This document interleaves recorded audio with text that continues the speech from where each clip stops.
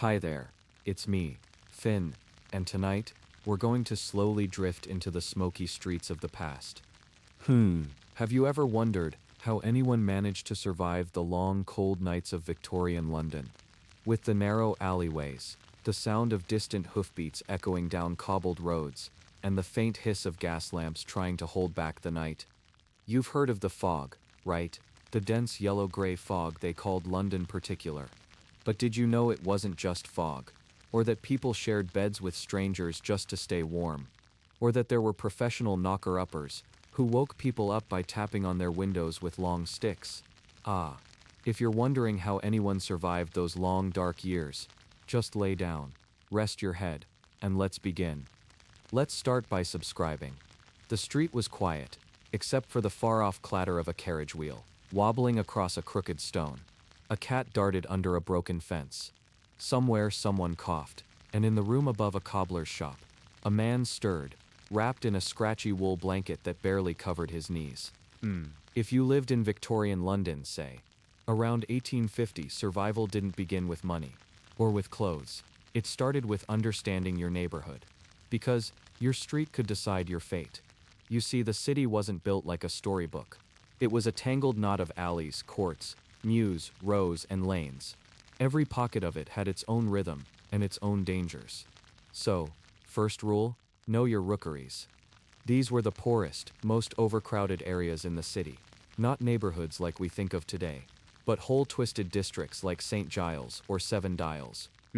They were mazes of filth, noise, and life, packed on top of life. In these places, a single room might house 3 families. No toilets, no clean water, no doors. Just curtains on string. People whispered secrets. Babies cried. And rats. Oh yes, rats were common roommates. If you were lucky enough to have a job, say a street seller, or maybe a match girl, you'd rise before the sun. You'd eat whatever was left from last night's meal. Often cold potatoes, stale bread, or a bit of drippings, spread on the crust with a thumb. Then, into the street. Now, let's talk about walking. Walking in Victorian London wasn't casual. It was a skill. You needed to walk quickly, but not too fast. Fast walkers were suspicious. Too slow, and you'd get swallowed by the crowd. And the mud. Oh, the mud was everywhere. Not just any mud, but a thick, oily, stinking blend of horse droppings, coal soot, factory sludge, and rain. People didn't wear sneakers. They wore boots with metal-tipped soles. Women wore skirts that dragged in the mess, so they often lifted their hems, revealing worn, muddy shoes. So survival meant strong legs, strong lungs, and strong boots. If you didn't have boots, some tied rags around their feet. Some went barefoot, even in winter. But perhaps the most dangerous thing about walking wasn't the mud, or even the fog. It was the omnibuses. Horse-drawn, double-decker clattering giants, pulled by powerful animals that didn't always stop in time. They had no lights, no signals, and sometimes, no brakes. You had to learn to cross the street like a gambler. Quick, sure, and with luck. But let's say, you've made it across Fleet Street alive. You're cold, you're hungry, you're alone. Where do you go? If you're poor, and most people were, you might stop at a coffee stall. Not like today's cafes.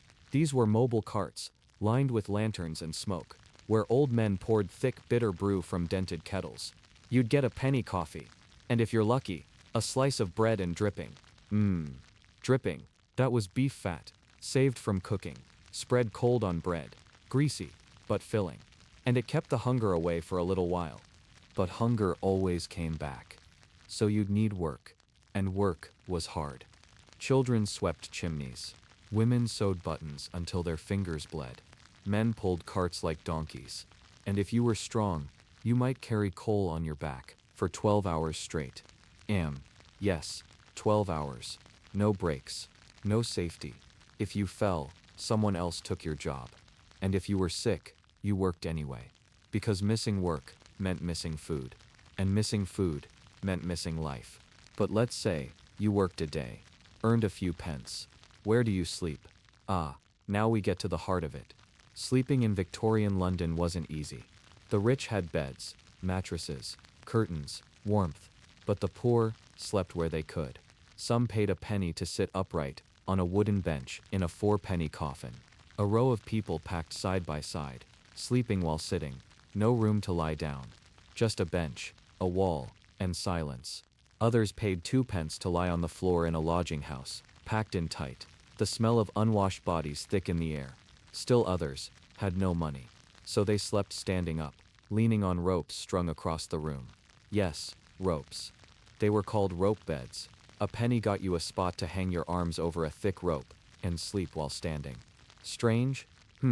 Very. But people were tired enough to do it. And it was safer than the street. Aman. Very. The street, after all, had its own sounds. Not loud ones, but soft, threatening ones. The shuffle of a thief, the whistle of a constable, the growl of a dog, or nothing at all, which was worse. So if you wanted to survive, you learned to be still, to blend in, to listen, to wait, to rest when you could, even if that meant closing your eyes in the dark, with only your thin coat between you and the cobbles. Now, let's say, you're lucky. You found a job, you kept your boots, and you earned enough to rent a room. It wouldn't be quiet. The walls were paper thin.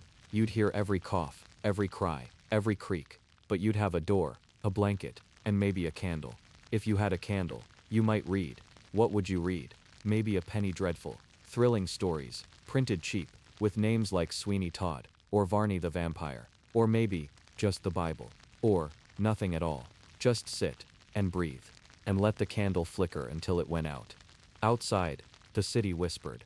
Horse hooves echoed in the fog. A baby cried across the alley. Someone whistled low, maybe a thief, maybe a song. And above, the stars tried to shine through the smoke. So you wrapped the blanket tighter, closed your eyes, and prayed for one more quiet night. It's strange, isn't it? How people lived then, how they survived, with so little, but somehow, they did.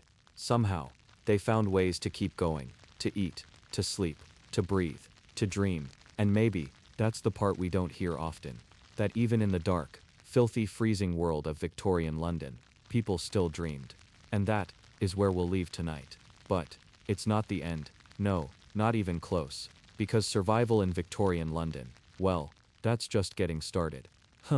The candle's out now, but outside, the city still breathes. A carriage creaks slowly past the window, its wheels bumping along uneven stones. Somewhere nearby, you hear a voice, low and tired, calling out the last muffins of the day. Hot muffins, penny a muffin. You stir under your thin blanket, the edges damp from the cold. The floor below is hard, splintered, with a soft crunch where coal dust never quite swept up. Yep, welcome back. In the last breath of night before dawn, before even the roosters stir from the nearby stable yards, some people are already at work. Because, for many, the day begins in the dark. Let's start again, slow, with a soft knock. A sharp tapping on a glass window. Tap, tap, tap. It's not a stranger. Not someone trying to rob the place. It's the knocker-upper. Yes, that was a job. In the days before alarm clocks, people hired others to wake them. Old men, sometimes women, would walk the streets with long sticks, sometimes canes, sometimes thin rods of bamboo, and gently tap on upper windows, until they saw someone stir from bed. You could hire one for a few pence a week, and they'd never be late. Some used pea shooters, little blowpipes to hit the glass with soft pings. Others had timekeeping down to a science. 1 knock at 5:30, 2 knocks at 6. They'd wait until your shadow moved. They didn't leave until you moved. No missed shifts, no excuses. Just knock, knock, knock. Now, the sky turns a soft gray. The rooftops glisten with damp. The chimney sweeps, boys as young as 6 or 7, are already being pushed into flues, their thin shoulders dark with soot, coughing from the ash. If you lived here, and you were young, survival meant obedience. You didn't ask, you worked. If you were a boy, chimney sweeping, boot blacking, newspaper selling. If you were a girl, match selling, flower picking, maybe working in a laundry. Those laundries. Wet heat, lye soap and steam that stuck to your lungs. The hot irons were heavy. The work never ended. But you were indoors. Sometimes, that alone was worth it. Now, imagine stepping outside your door to start your day. You walk down the hallway, and the wood groans under your feet. At the bottom of the stairs, a woman is pouring warm tea into a chipped mug. It smells faintly of ash and cloves. Outside the front door, past a meat stall where flies buzz even in winter, and onto the main road. It smells like coal, and cabbage, and sweat. A thick, oily smoke curls out from every chimney top, gray above, brown below. The Thames, the river that cuts London in half, glows green in the morning fog. You can't see it yet, but you can smell it. The river. It's not the peaceful kind. It stinks. They called it the Great Stink, especially in the summer. Why? Because the river wasn't just for boats. It was the sewer. Everything went into it. Everything. Waste from homes, runoff from factories, dead animals, even people. And yet, it was the heart of the city. People washed their clothes on the banks. Children played in the shallows. Ships delivered goods by the dozen. Merchants bargained on the docks. If you wanted to survive, not just survive, but move up, you needed to understand the river.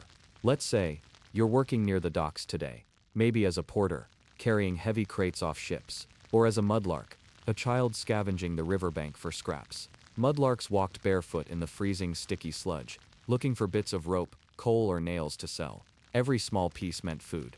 They'd sell what they found to rag and bone men. The rag and bone men. You've seen them in old drawings, with their carts and long coats, calling out bones, rags, bottles. They were recyclers, before recycling had a name. And if you had something, anything, broken combs, cracked pots, scraps of leather, you could sell it, 1 farthing at a time. But let's drift away now. Toward the markets. The real noise of Victorian London began in the markets. Imagine walking through Spitalfields. The smell of onions and smoked fish. Women with baskets over their arms shout prices. Sellers chant their deals. Children dart through the crowd, chasing after fallen fruit. If you're poor, you might wait until closing time. That's when sellers drop prices, or leave behind bruised apples, soft carrots, or broken loaves. People wait like wolves. No one spoke of it, but it was known. Some families lived just on scraps, potatoes fried in tallow. And yet, it wasn't all gray. There was color. There were oranges, from Spain, bright and glowing. There were peppermint sweets, wrapped in striped paper. There were ribbons and combs and parasols, second-hand of course, but still beautiful. Beauty existed, quietly, in the smallest things, like the steam curling from a tea kettle, or the way gas lamps flickered against the walls of the alleyways. And then, the factories began. The whistles blew. People moved like tides.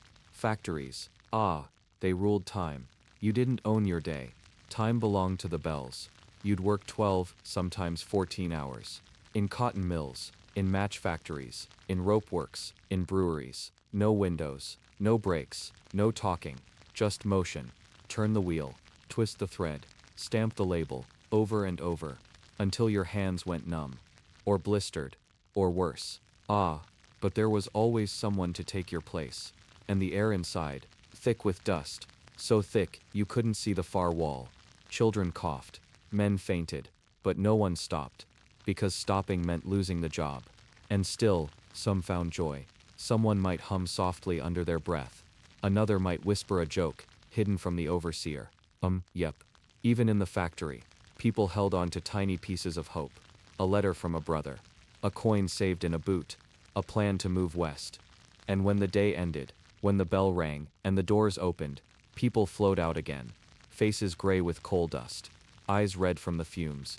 But there was a certain peace, just in walking home, even through the fog, even over cracked stones, even with boots worn thin. You knew your street. You knew who sold hot pies. You knew which lamp to stand under if it rained. And if you had a friend, someone to walk with you, it made the cold feel just a little warmer. Back inside your room, you might light the candle again.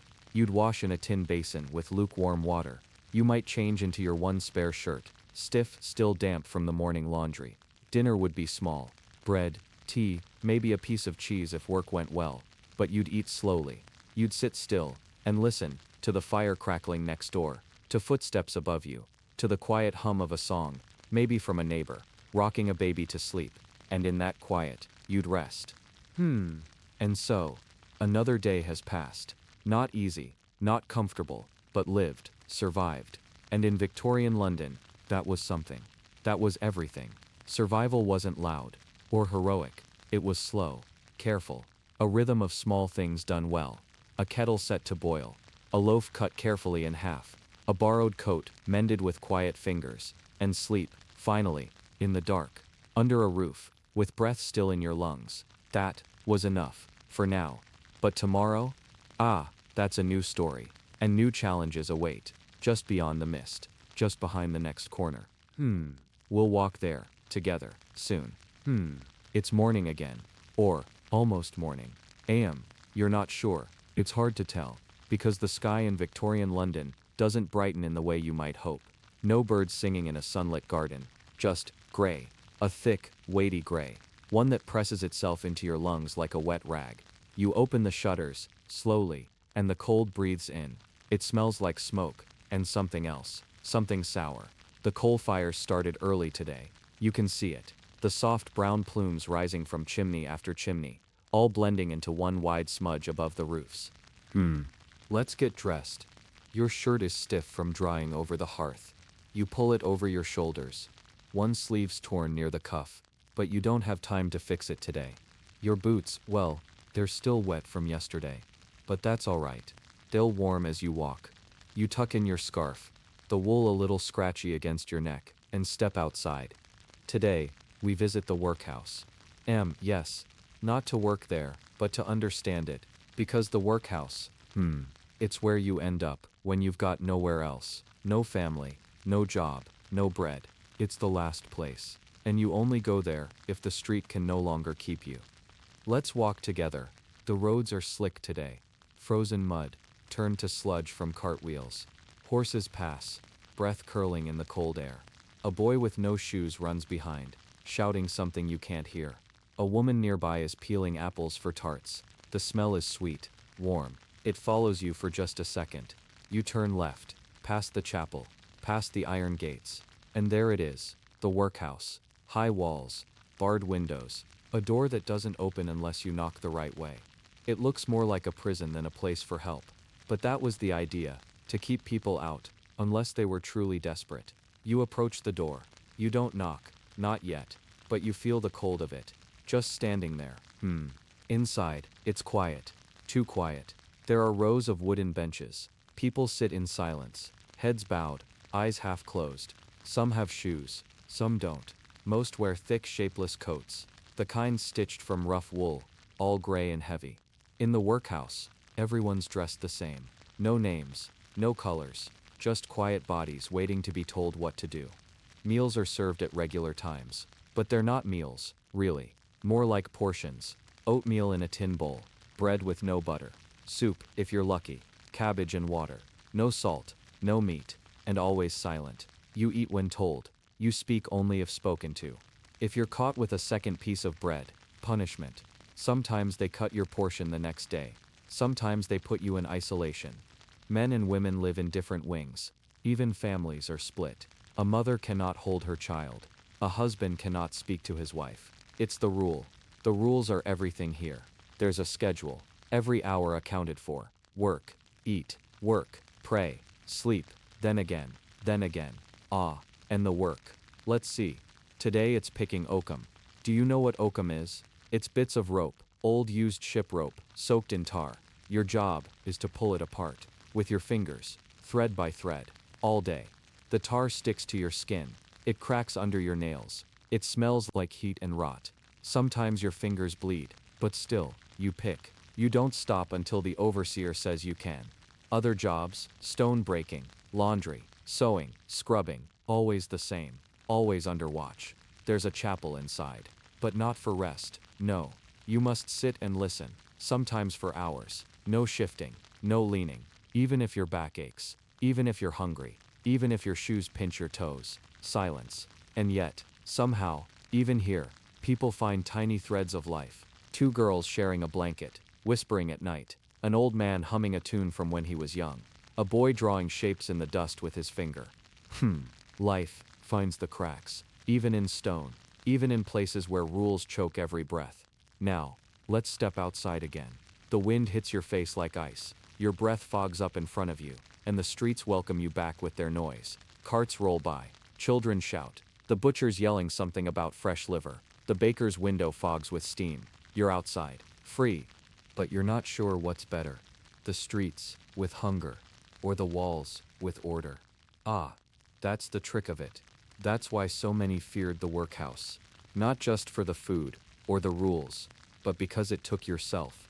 You stopped being a person. You became an entry in a ledger, a number in a queue. But let's move now, walk with me. We'll go toward the East End, closer to Whitechapel. The air is thicker here, more smoke, more noise. The houses are smaller, tighter, and packed full. 10 people to a room, sometimes more. The streets here twist like thread, alleyways barely wide enough for one person. Children sleep under carts, some on stairwells, some near the market crates. And yet, even here, people light candles.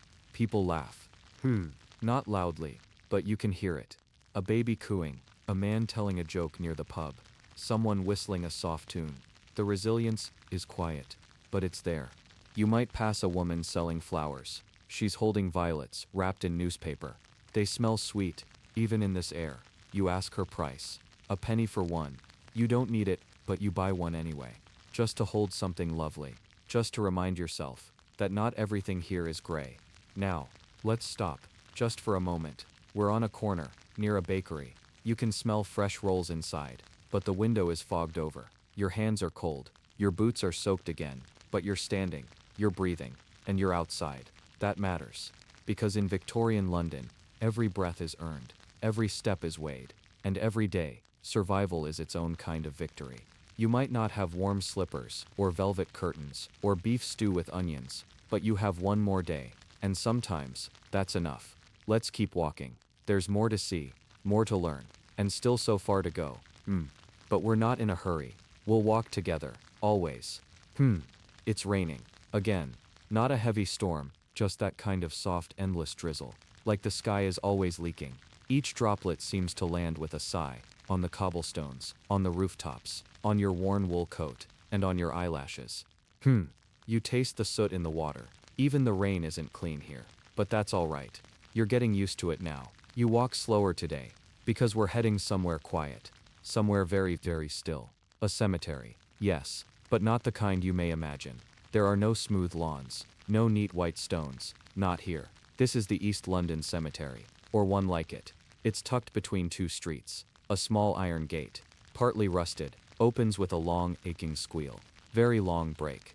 Inside, it's quiet in a way that nothing else in the city is. Even the rain seems to hush itself. The headstones lean at angles, some cracked, some tilted by the slow, slow press of time. There are no caretakers here, just memory and silence. You walk past names, some carved deep into stone, others almost faded away. Infants, mothers, soldiers, chimney boys, women without surnames. You don't know their stories, but you feel them. This city holds its dead tightly. Victorian London had a problem. Too many bodies, too little space. You see, people were dying faster than they could be buried. Disease, poverty, accidents, cold. The graveyards filled up, and then, overflowed. In some parts of the city, they had to layer the bodies, one atop another. 3 deep, sometimes more. You might walk on cobblestones that cover a forgotten grave. You might sleep in a room built over bones. It happened more often than anyone liked to admit. But the cemeteries, they became a place of quiet gathering. A place where even the poorest could stop and remember. Some brought flowers, others just brought silence. You see an old man sitting near a stone with no name. He's not crying, just staring. And you wonder, who was she? A wife? A child? We'll never know. But he does. Now, we walk past the gate again. The air feels colder somehow. You pull your coat tighter.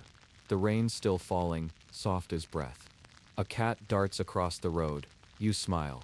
Even in the stillness of loss, life keeps moving. You follow the cat. It leads you down an alley. Left, then right.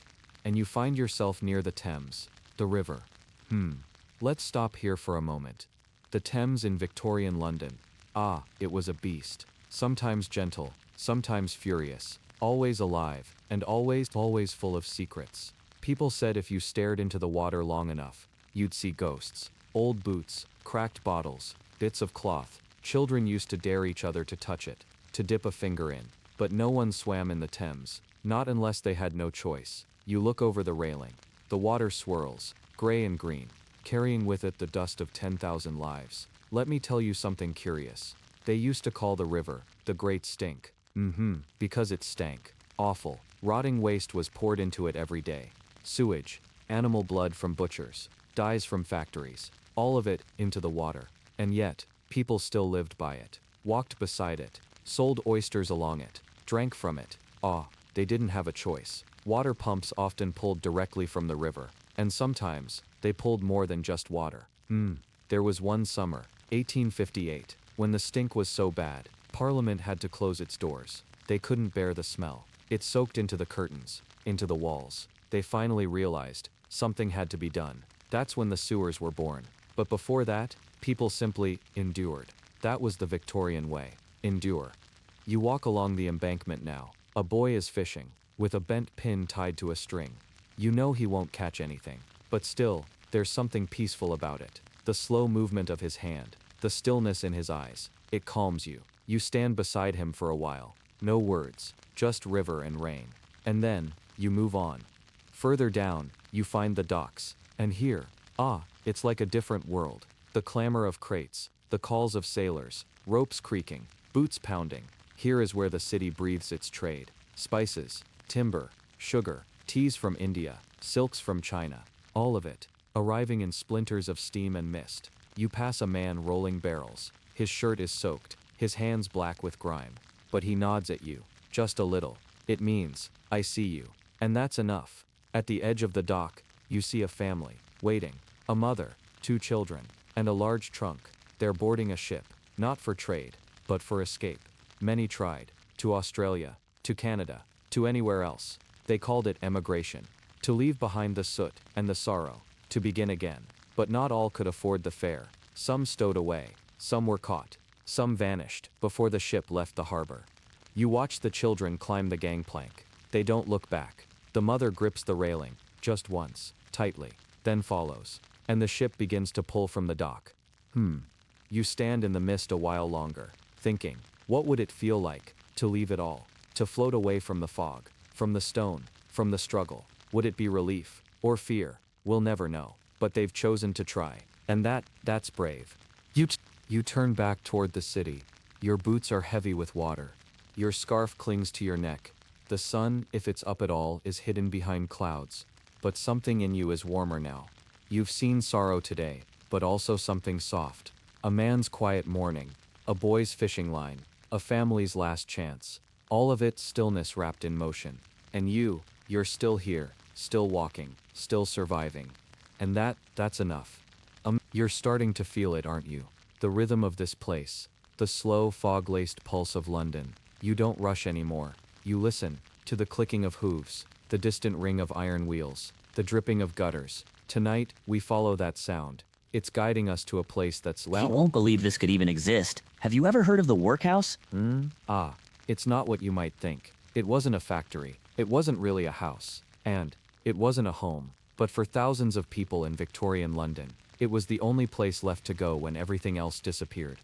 You pass through the narrow street, turn past the coal carts, walk along the cracked wall, and there it is. Tall, cold, no sign out front, no welcome mat, just stone. The gates are closed, but not locked. They never were. They didn't have to be.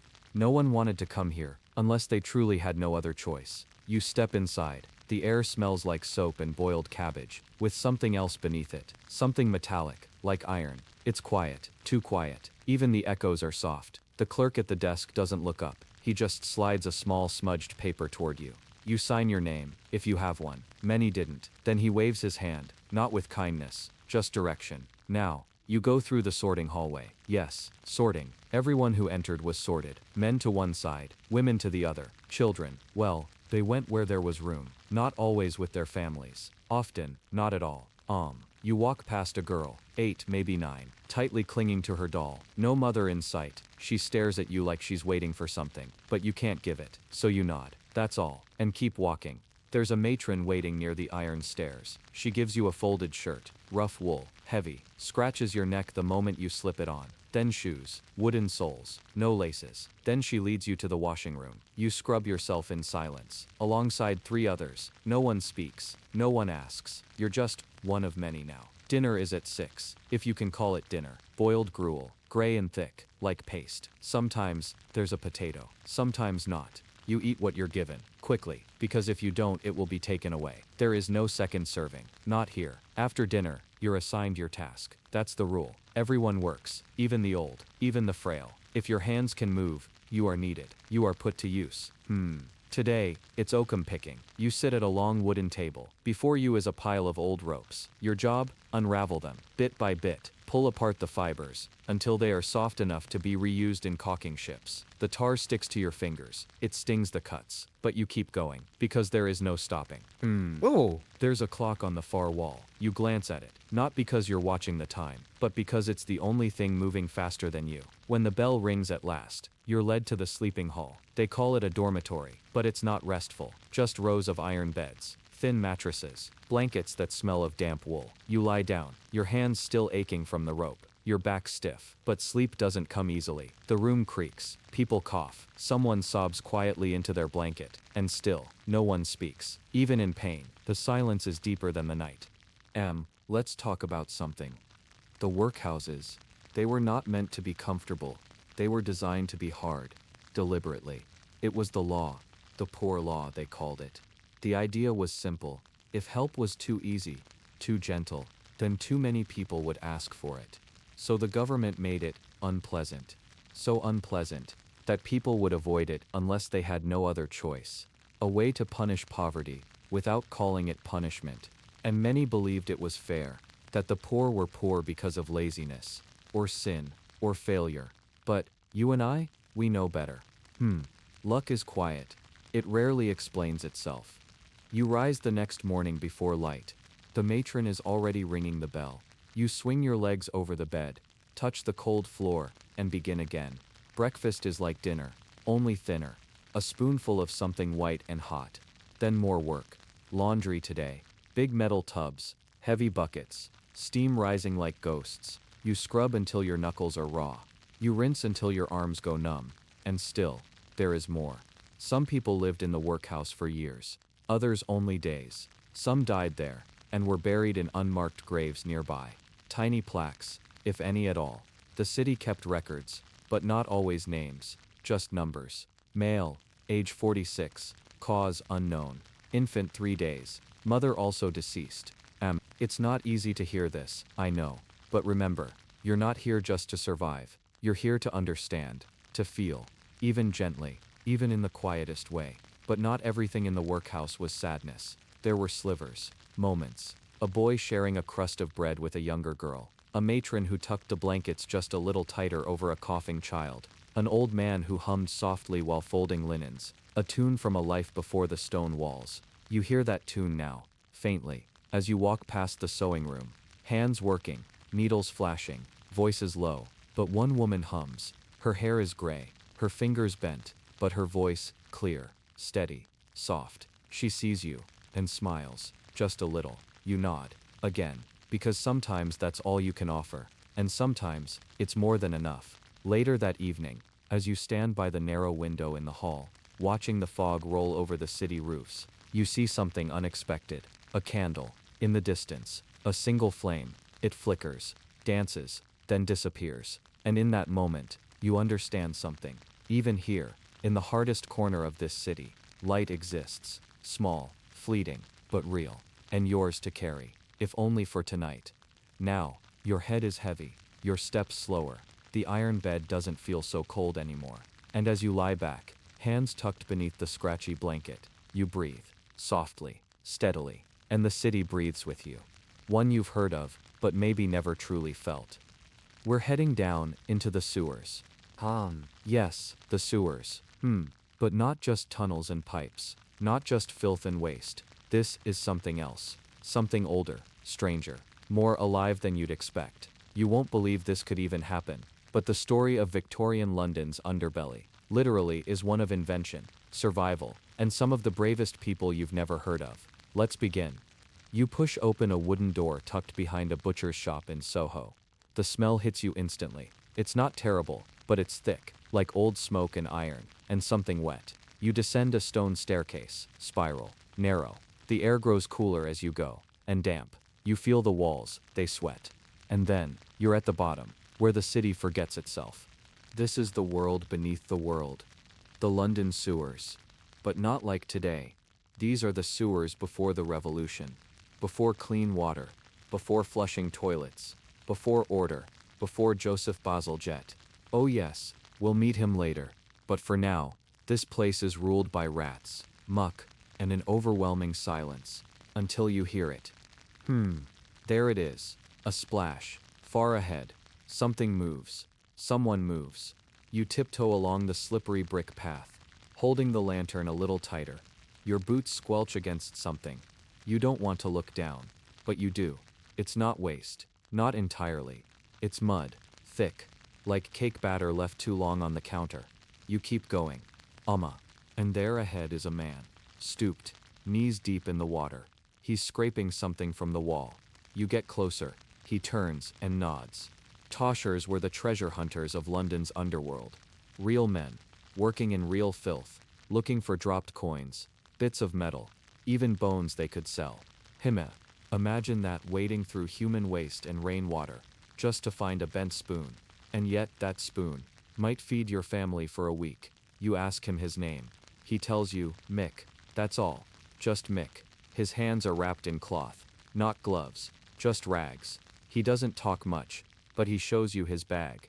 Inside, a bent candlestick, 3 rusty nails, a copper penny, blackened from years under the water, and something round.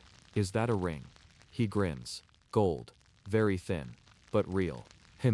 Some widow lost it in the privy 20 years ago. And now it's his. That's the game. That's toshing. You ask how he survives down here. He shrugs.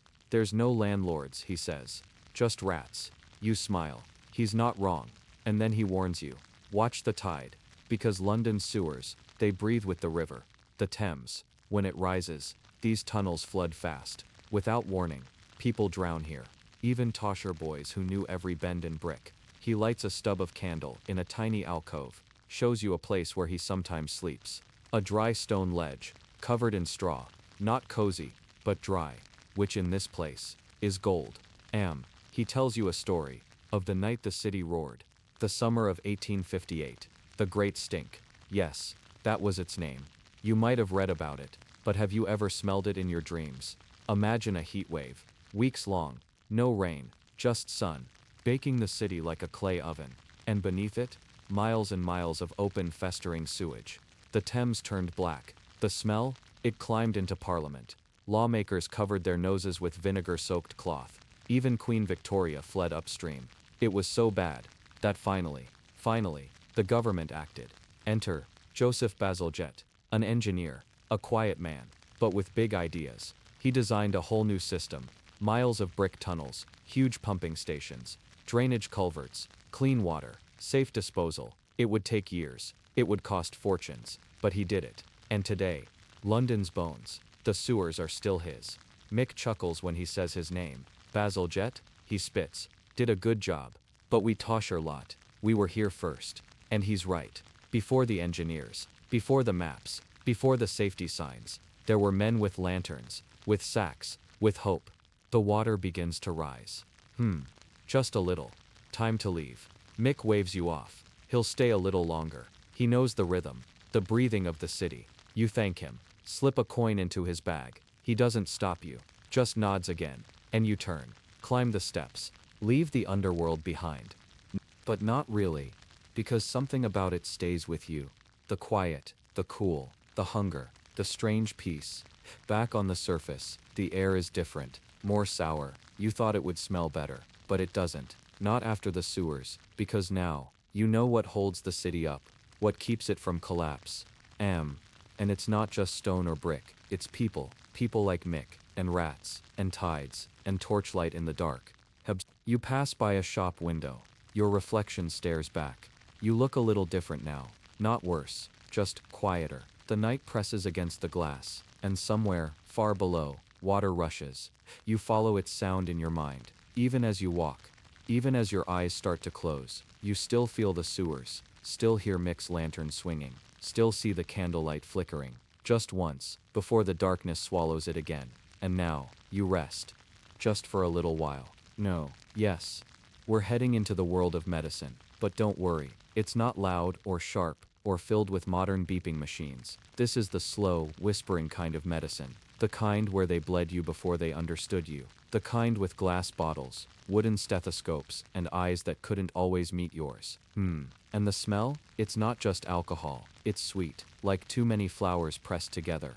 You walk through a narrow alley. There's a red lamp hanging at the far end. No, not that kind. Not tonight. This one flickers above the door of a charity hospital. A place for the poor, for the forgotten, for those who couldn't pay a surgeon's fee. The sign reads, St. Bart's Infirmary, for the indigent and ill. You push open the door. It creaks. Everything creaks in London, even the silence. Inside, it's warmer than you thought it would be, but not cozy. More like, muffled, like the building itself is holding its breath, and it smells like lye soap, like blood, like lavender. A nurse notices you. Her dress is simple, her hands are clean, and her eyes, well, her eyes have seen things, but she smiles. Just a little, not because she's glad to see you, but because smiling costs less than a cough. She leads you through the halls. Each step echoes. Wooden floors, stone walls, candles flickering in glass jars nailed to the brick. They don't want open flames here, not after last time. You don't ask what last time means. She stops outside a door. Quiet now, she whispers. This one's resting. Inside, there's a man. Late 30s maybe. He's thin, too thin, skin pale like parchment. He coughs once, a dry hollow sound that rattles the air, and turns toward you.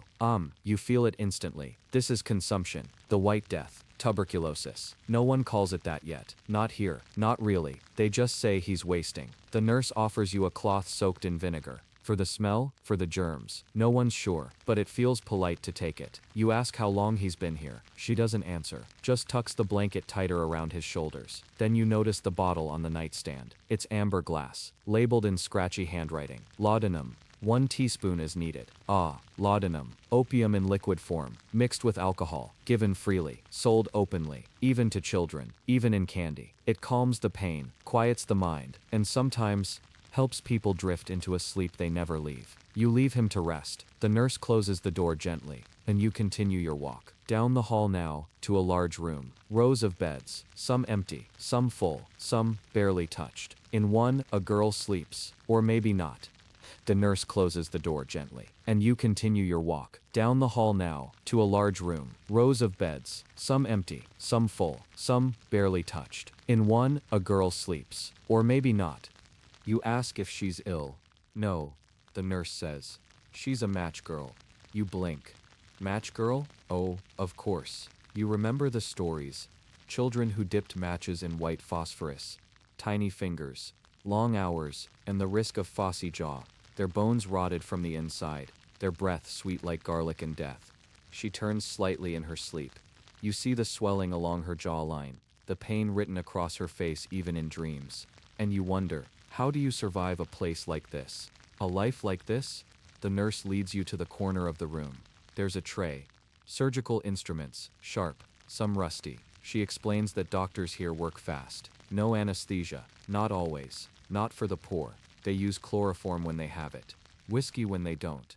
Biting leather when there's nothing else. And sometimes, just the wall, to scream against. She tells you about one doctor in particular, Dr. Wallace.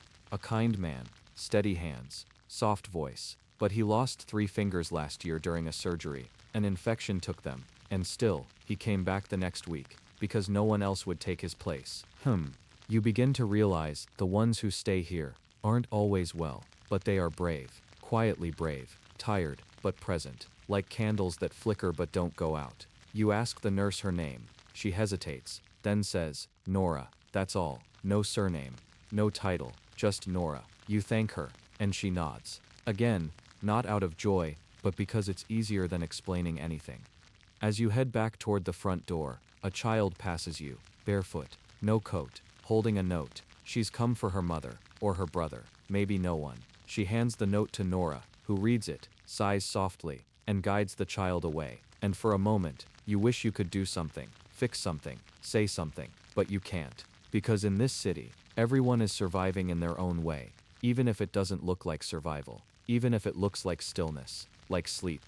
Outside again, the cold air brushes your cheeks. It's quiet, except for the horses passing, and the coughs echoing through thin walls, and the night, still heavy with the scent of too many stories. You pull your coat tighter, look back at the flickering red lamp, and wonder if you'll see Nora again, if she'll still be there tomorrow. You hope so. You really do. And as you walk away, your footsteps sound softer now, almost like you're trying not to wake the city, even though it's never really asleep, only tired, always tired, and you, well, you're getting tired too, a little more, with each breath, with each word, and with each flicker of candlelight in the corners of your memory. Sleep easy. There's still more to see, but for now, let's rest right here. Yes, we're stepping inside, the factories. You hear them first, before you even see them. The steady clanking of gears, the hissing steam, the coughing, always the coughing, and something else, something heavier, a rhythm, a beat, a heartbeat of the industrial age. As you approach, the air changes. It thickens, feels warmer, but not comforting. More like breathing inside a furnace wrapped in wet wool. Your shirt clings to your back, and your eyes, they begin to water. A mixture of heat, smoke, and something like metal dust. The building is large, stone and brick. Black streaked windows stare out like tired eyes. Someone's written on the wall in chalk, "Keep the pace or keep the door." You step inside, and the sound grows. It doesn't scream. It thrums, constantly, like it never sleeps. Inside, long belts move overhead, leather, greasy. They spin and twist, pulling power across the whole room. Everything is in motion, except the people. They don't move, they react, like parts of the machines. A boy, maybe 10, feeds threads into a loom. His fingers dance fast, too practiced. You watch, holding your breath. He slips, just once. But it's enough. His finger gets caught. He doesn't scream, just winces, and keeps working. Blood mixes with thread. No one stops. No one even looks. Because time is everything. Every moment costs. And no one here can afford to fall behind. You walk deeper, past more machines, more faces, all the same. Tired eyes, gray hands, black dust on every eyelash. A man nods at you as you pass. His teeth are stained, not from tobacco, but from breathing in dyes, every day. He doesn't speak, just gestures toward the upper levels. You climb the narrow stairs. Each step creaks. Of course, everything creaks in London, even the machines. At the top, the women's floor. It's warmer up here. The heat rises, it clings, like a second skin. Dozens of women sit at long wooden tables, hands flying, sewing, cutting, pressing, no talking, just breath, just thread, just survival. A supervisor passes behind them, carries a stick, doesn't speak either, just taps, tap, tap, tap, faster, always faster. You notice one girl staring out the window, just for a second, just a second too long, and the stick comes down, not hard, but not soft. She doesn't cry, just lowers her head, and keeps sewing. You wonder how long she's worked today. 12 hours, maybe more. You ask another worker nearby. She shrugs. "What day is it?" she whispers. She doesn't know. Not because she's stupid, but because the days don't matter anymore. Only shifts, and breath, and thread, and the bell.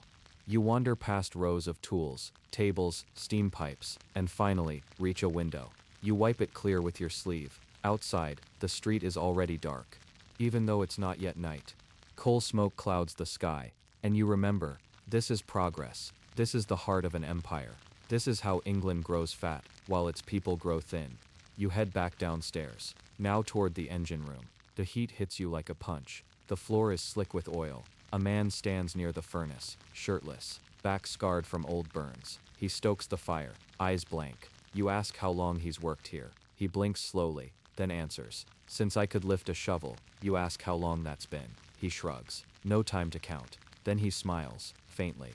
"Only time that counts is break time." You ask when that is. He laughs, asks the bell, and keeps shoveling. There's a whistle then, not sharp, but steady. A signal.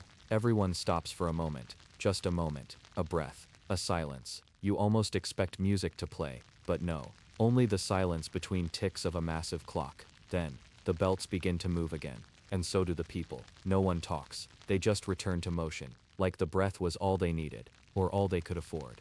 You ask someone if they ever think of leaving. He looks at you like you've spoken a foreign language. "Leave? Where would I go?" And he's right. London doesn't let you go easily. It traps you in ash and gears, in expectations and debts, in machines that need feeding, and hands that never stop.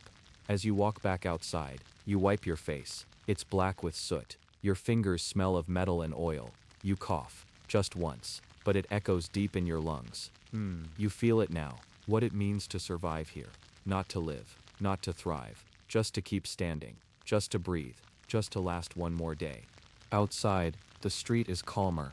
A mother walks past with a sleeping child in her arms. They smell faintly of chimney smoke and barley porridge. They smile at you and you try to smile back. But it feels slow, like everything else, like time itself is tired. You look back at the factory. The lights still glow. The gears still turn.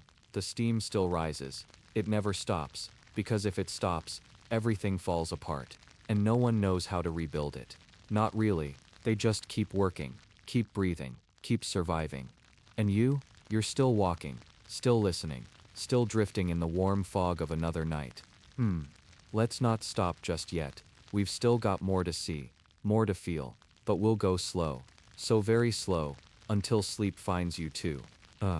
You're still with me, that's good. Now let's keep going, gently. You've made it through the roar of the factories, the choking soot, the spinning belts, the sound of a city turning people into gears. But survival in Victorian London wasn't just about enduring the noise. Sometimes it meant slipping into the quiet places, hidden places. Yeah. Tonight, we drift softly now, into the world beneath the world. The underbelly. Not just the sewers, though we will go there, but also the hidden dens, the silent alleys, the secret lives lived in shadow. This is where the city breathes, slowly, and sometimes dangerously. And if you want to survive Victorian London, truly survive, you need to know what happens when the gas lights dim and the footsteps vanish. It's just past midnight, and we're walking with care now, down narrow lanes, between buildings leaning so close together, you feel like the bricks are whispering to each other. The fog is thicker here, smells different. A little more sour, like vinegar and coal tar, mixed with something you can't quite name. You duck beneath a sagging laundry line. A shirt, a corset, a single gray sock dangling like forgotten ghosts. There's a corner shop here, closed for hours, but something rattles in the back. You pause, listen. Just rats. Again, they're everywhere in this part of the city. Fast ones too. You hear one dart across a tin roof, then vanish into the dark like it was never there. You keep walking, and then, you see it. A worn iron grate, half hidden under a pile of bricks. You crouch, lift it slowly, and the smell hits you first. Warm, wet, and old. So very old. This is the entrance to the sewers. Now most people would turn back here, but you're not most people tonight. You're a survivor, and survivors learn the whole city, even this part. The ladder is cold, slimy. You grip carefully, one rung at a time. Down, down, into silence. And then, a different kind of sound. The slow drip of water. The shuffle of something in the dark. Not footsteps, more like something dragging. You reach the bottom. It's not pitch black down here. Some light leaks through iron grates. Above, pale, yellow, tired.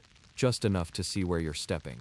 The floor is a mix of stone and mud. It squishes, and smells, but not like you'd expect. Not just filth. It smells like rust, and mushrooms, and something almost sweet, like rotting fruit.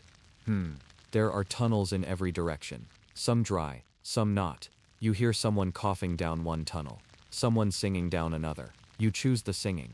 You walk slowly. Your boots splash softly. And there he is. A man, sitting cross-legged on an overturned barrel. His hair is long, gray. His beard like tangled cotton. He's sewing something. A shoe. Yes, a woman's shoe. Very carefully. He glances up and smiles. His teeth are yellow. One's missing, but his eyes, they're kind. He gestures for you to sit. You do. He keeps sewing, finally speaks. You lost. You shake your head. He nods. Good. Means you're learning. Then he holds up the shoe. This? Found it in the river. Still worth fixing. You ask if he lives down here. He chuckles. Live? No. But I rest here. It's quiet. Up there. He points to the ceiling. They forget what quiet sounds like. He goes back to his work. You sit in the silence. For a while, it's peaceful. No yelling. No machines. just the soft sound of needle through leather. After a bit, you thank him, and stand. He gives you a warning. Left tunnel has dry steps. Right one, rats. You nod. Choose left. Always listen to locals, even down here. The tunnel narrows, but it opens again soon, to something unexpected. A hidden room, with candles. Yes, candles, dripping wax onto old barrels. And in the middle, a woman sitting at a table, surrounded by stacks of tiny glass bottles. She's mixing something. Opium, no doubt. Laudanum, maybe even absinthe. She looks up, doesn't seem startled. Instead, she smiles faintly, and says, "You don't look sick, so why are you here?" You shrug. She nods. Curious. That's worse. Then she tilts a bottle, and lets one single drop fall into a glass. You'd be surprised how many men upstairs are only standing because of what's made down here. Doctors, officers, poets, they all come to her, for sleep, for numbness, for silence. She says most people don't want to be awake anymore. Not really. Not in this city. Not with all its screams. You sit for a moment. Let her words settle. She doesn't offer you anything. She knows you're not ready. She just watches you. And quietly says, "Remember this place. When you can't breathe up there." You thank her. Walk on. And soon, you see it. Daylight. Or what counts as daylight in London. Pale. Gray. Filtered through a metal grate above. You climb up. Out of the sewer. Back into the city. Back to the world. But you're not done yet. Because the underworld isn't just below the streets. It's behind closed doors. In secret rooms. Illegal clubs. Back rooms of pubs. Where whispers are currency. You slip into one. Through a door half painted, half rotted. A bell jingles. A man nods. Doesn't ask your name. Just waves you inside. It's dim. Warm. The walls are stained with pipe smoke. A piano plays softly in the corner. Badly. A woman sits on a stool with a glass of something dark and sour. Cards flick across tables. Money changes hands. So do secrets. This is where deals are made. Where someone's life is saved, or ruined with one signature. You hear a whisper behind you. £10 to disappear. 20 to make someone else disappear. You don't turn. You just keep walking. At the far end, a man sits in a red chair. Big coat, bowler hat. He's chewing licorice root, and watching. Everything. His eyes stop on you. He gestures. You sit. He asks one question. Need a favor? You shake your head. He grins. Good. Favors are never free. Then he leans back. Closes his eyes. Just like that, the conversation is over. You step back outside. It's raining now. Softly. Like the city's trying to wash itself clean, but not really trying hard. The sky glows faint orange from the gas lamps reflecting off the fog. You pull your coat tighter. Look up at the flickering signs. The world above and the world below. One noisy. One silent. But both just as dangerous. As you walk, you realize you've survived another part of London. Not by strength, not by speed, but by stillness, by quiet, by listening, and by remembering that this city holds its secrets close, but never forever. Eventually, it whispers them to those who wait long enough to hear. Armand, let's keep waiting a bit more, together. The night's still young, and the stories, they're just beginning. Of course. Let's settle in again. Nice and calm now. Armand, you've seen the factories, the coal-streaked faces, the clinking of bottles in the opium dens, the slow drip of water under the cobblestones. You've done well to come this far in Victorian London. But you're not done yet. Not quite. You see, to truly survive here, you must learn how to live here. And not just with your legs moving, but with a roof above you, a kettle boiling, and maybe, just maybe, a bit of warmth somewhere behind your ribs. Tonight, we're going to explore something quieter, but no less important. The hearth, the home, and all the tiny things that kept a person safe, or broke them, in the place they called home. If you were lucky, you had 4 walls and a door that shut. But that wasn't always the case. In fact, for most, it wasn't. Let's begin, with a walk. The street you're on tonight is lined with narrow buildings, stacked tightly, like old books on a crooked shelf. Their windows are small, fogged with lace, that's been there for decades. You're walking toward one of the boarding houses. Ah yes, boarding houses. The heart of survival for many Londoners. Not glamorous, not even clean most of the time. But they were shelter, and sometimes, that was enough. You push open the door. It creaks. Inside, it smells like boiled cabbage and old socks. Yep. There's a staircase, steep and splintering. You climb carefully. On the second floor, you find your room. Room might be a generous word for it. It's about the size of a pantry. One bed, one chair, a little stove in the corner, if you're lucky. The wallpaper is peeling. The air is cold, even though the window is shut. But it's yours, at least for tonight. You sit on the bed. It creaks under your weight, just like the stairs. You run your fingers across the blanket. Thin, itchy wool. You check the stove. No coal. You'll need to earn some before you can warm yourself. The woman next door is coughing. She's been coughing for days. You hear her mutter something between wheezes. Something about rent. About missing work. About the baby. You don't ask. Privacy is thin here, like the walls. But you learn fast, in this place, that listening can be more important than speaking. Now let's see what a meal might look like. You head down to the kitchen, shared by everyone in the house. The stove's already going. A pot bubbles with something beige. You peek in. A porridge. Or at least, something trying its best to be porridge. Oats. Water. Maybe salt. Someone left a cracked spoon beside the pot. You eat slowly. It's warm. Not tasty, but warm. One of the older tenants, a man with a beard like a shipwreck, sits beside you. He's cleaning his boots with a rag. He doesn't look up. Just says, "Don't leave food in your room. Rats come quick, even for crumbs." You nod. Another lesson. That night in your little bed, you listen to the sounds of survival. The soft crying through the floorboards. The baby's hiccups. A cat yowling somewhere outside. Wind pushing hard against the glass. Your stomach isn't full. Your toes are cold, but you're inside. And that means something. Now imagine for a moment that you couldn't afford this room. What then? You'd be on the streets. Or in the DOS house. Let's take a look, shall we? You step back out into the street. This time, your shoes are wet. It's raining again. Of course it is. The DOS house is only a few blocks away. You find it by the smell. Sweat, mold, unwashed feet, and something metallic, like rusted coins. Inside, it's darker than the boarding house. No wallpaper here, just walls stained with time. You pay a penny to the keeper. He barely looks at you. You walk in and stop. Dozens of bodies, some upright, hanging by ropes under their arms, paying the cheapest rate, just for a place to slump. Others curled on the floor, close together for warmth. A few in bunks, stacked so high you need a ladder. The air is thick, and no one speaks, just breathes, slowly, tiredly. This isn't sleep, it's collapse. You pick a space on the floor. It's cold. You tuck your hands into your sleeves. Try not to move. Try not to think about the rats, or the lice, or the fact that the man beside you might steal your shoes while you doze. Still want to survive in Victorian London. You haven't even tried the bath situation yet. Let's go. Back on the street, you find a public washhouse. They call them bathhouses, but it's not what you might imagine. You pay a halfpenny. Get a thin bar of soap. Wait in line. The woman in front of you has 5 children. She carries all their clothes in a basket, hoping to scrub them clean before they freeze stiff. Your turn comes. You walk inside. It's warm, finally. Steam clouds your eyes. You sit on a wooden stool beside a tin tub. Pour warm water from a kettle. Just enough. Just enough to scrub the grime from your hands, your neck, behind your ears. The soap is sharp smelling. Not bad though. You close your eyes. A few precious moments of silence. Clean silence. Then it's over. Time's up. The next person is waiting.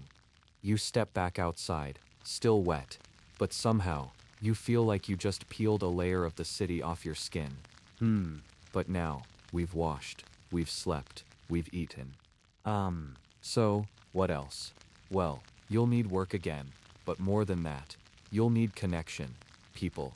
Even in this hard stone-faced city, some people help each other, out of kindness, out of necessity, out of survival. Sometimes it's a neighbor who shares a bit of coal.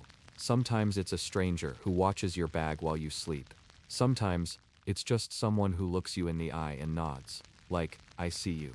And in Victorian London, that kind of seeing could save your life. As the night stretches on, you climb the stairs of your boarding house one more time. The hallway smells like someone spilled tea days ago and never wiped it up. You reach your door.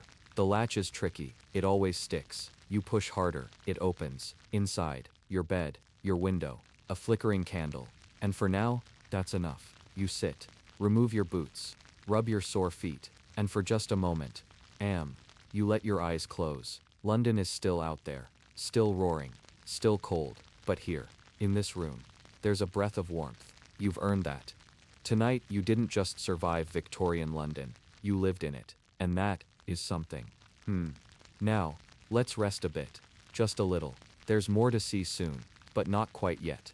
Of course. Let's slip quietly into the night again. Can you hear that? The creak of old timber, the low shuffle of boots, the quiet scratch of a rat behind a wall. Yes, you're still in Victorian London, still surviving, somehow. But tonight, we're stepping beyond the firelight, beyond your little room, beyond the boarding houses, beyond even the factories and streets. Tonight, we go to where the city ends, or where it tries to the graveyards, to the shadows, to the strange quiet corners, where the living brush shoulders with the dead, and where death itself was a business. Because in this city, death never slept. Let's begin with a soft question. What happens when you die in Victorian London? Not everyone had a peaceful end, and not everyone had the luxury of being buried. Because you see, even death cost money. You needed a coffin, a plot, a priest, a gravedigger, and a family who could afford all of that. If you had none of these, well, your body might be taken to a pauper's grave. Let's go there now. You're walking behind a cart. It's drawn by a single tired horse. And in the cart, a pile of plain wooden coffins, stacked like firewood. The man leading the horse whistles quietly. No sorrow in it, no ceremony, just work. The cart turns down a dirt road. At the end of it, a field, open, wet, marked with crooked stones. This is where the poor are buried. No names, no prayers, just a hole and a shovel. They call it a common grave. More than one body goes in, sometimes dozens. They're layered, you see, like shelves of forgotten lives. You watch as a man, thin, face covered in coal dust, lifts one coffin from the cart. He tosses it into the pit. It lands with a dull thud, then another, and another. He doesn't stop. You hear a woman whisper beside you, "My sister's in there, I think." In wealthier neighborhoods, the graveyards look different. Stone angels, iron fences, long Latin names carved deep in marble. But that's not where you'd be buried. Not unless you paid. And that brings us to something even more unsettling. Something, you might not believe was real, but it was. Grave robbing. Yes, in Victorian London, the dead weren't always left alone. Some were stolen, dug up, sold, for science. Or worse. You see, medical schools needed bodies for study, and the law only allowed them to use the corpses of executed criminals. But there weren't enough, so people started taking them. They called them resurrection men. You might hear one passing by your window late at night, shovel over his shoulder, boots wrapped in cloth to muffle his steps. He slips through the fog, finds a fresh grave, digs it up, quickly, takes only the body, leaves the clothes behind. Clothes were too traceable. He puts the body in a sack, and by morning it's on a surgeon's table. The family never knows, or if they do, there's nothing they can do. You had to be buried with iron cages over your grave to keep the robbers out. They called them mort safes. Sometimes people would even stay the night at the cemetery, just to guard their loved ones' graves. Can you imagine that? Sitting by a fresh mound of earth, all night long, listening, watching, hoping no one comes with a shovel. It's chilling, isn't it? Even in death, you weren't safe. But there was another way death became business. Let's talk about mourning fashion. Because in Victorian London, grief wasn't just personal, it was worn. Especially if you were wealthy. You'd wear black. Not just a dress or suit, everything. Black gloves, black veils, even black jewelry, made from jet, a shiny stone, or sometimes, the hair of the deceased. Yes, hair jewelry. You'd take a lock from the dead, weave it into a brooch, or press it into a locket. It was meant to keep them close. Even after they were gone. Queen Victoria herself wore black for the rest of her life after Prince Albert died. 40 years. Never seen in anything else. Her mourning became a fashion, a culture, a business. There were mourning warehouses where you could buy everything you needed to grieve properly. But for the poor? Grieving wasn't so easy. You couldn't afford fancy clothes, or jewelry, or gravestones. So sometimes mourning happened in quieter ways. A ribbon tied around a candle. A piece of lace pinned to a dress. a silence at dinner, or a name scratched with chalk on a brick wall. And if you died alone, if no one claimed your body, well, you might end up in the dead cart. They'd come through the streets, especially in times of illness, calling out, "Bring out your dead." The phrase wasn't just a myth, it was a warning and an order. Bodies were collected, carted off, buried in mass graves. No names, no ceremony, just gone. But not all was cold. There were those who tried to bring warmth to the dying. Nurses, sisters, volunteers. The famous Florence Nightingale brought new light into hospitals. She cleaned, she organized, she cared. She believed even the poor deserved dignity, even in death, and others followed. A quiet army of caretakers in aprons and soft shoes. They'd sit with the dying, hold their hands, whisper soft prayers. Even if no one else came, Rome, that mattered. Even if it didn't make the papers. Even if no one remembered their names. Now, let's step out of the graveyard, back into the living city. Because even though death was always near, life never stopped. Children still played in the alleyways. Women still laughed over laundry lines. Men still toasted in smoky pubs. And lovers still kissed in the shadows, under flickering gaslights. You see, to survive in Victorian London, you had to carry both things, the weight of death, and the warmth of life, and somehow, you had to walk between them. Tonight, you've walked that line, from your bed to the graveyard, and back again. You've seen how death shaped the city, how it whispered through its streets, but also, how people resisted it, with soup, with songs, with hands that held others, with eyes that refused to look away. That's how you survived. Not by avoiding death, but by loving life more, even when it was cold, even when it was hard, especially then. The candle in your room flickers again. You draw the blanket closer around your shoulders. You listen to the city breathing, not roaring, just breathing, soft and steady, like you. Another night survived, another step into the heart of London, and still, more to come, if you're ready. But for now, close your eyes. We'll continue when you're ready again. Of course. Let's step softly back into the fog.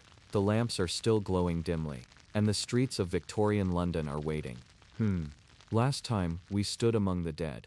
Tonight, we return to the living, but not just any part of life. Tonight, we explore one of the most important, yet rarely mentioned parts of daily survival. Something so common, so constant, that most people never speak of it. But without it, your story would end very quickly. Tonight, we talk about food, or rather, the strange, risky, confusing journey of eating in Victorian London. Let's begin with your morning. If you're lucky, and I mean very lucky, you wake to the smell of something warm. Maybe it's a thin porridge gruel, they called it. Watery oats boiled just enough to be a paste. No sugar, no milk, just heat. But more often, you wake with an empty stomach, because the boarding house didn't serve breakfast. You have no coins in your coat, so you wander. What are your choices? Not much, really. If you're poor, which in London most people are, food isn't something you plan, it's something you hope for. And that brings us to the streets. Yes, the street food sellers. They stand at corners, at markets, in the fog, pushing carts, balancing trays, calling out their names like old songs. Hot eels, baked potatoes, buttered and hot, peas pudding, get your peas pudding. You follow the voice of one woman. She stands near a factory gate. She's got a tray full of what looks like pies, small, round, golden brown on the outside, a little cracked. Tempting, isn't it? You ask her what they are. She grins, missing a few teeth, and says, "Meat pies, love, penny a piece." Now, you don't ask what kind of meat, because truth is, she doesn't know either. Could be mutton, could be horse, could be something else. You take one anyway. It's warm, a little chewy, a little strange, but it fills your stomach for now. Let's follow a child now. A boy named Alfie. He's 10, dirty sleeves, fast feet. He's a chimney sweep, usually. But today he's selling something. You follow him to a corner, out of his coat pocket. He holds them out in his hand like treasure. "Half a penny each," he says.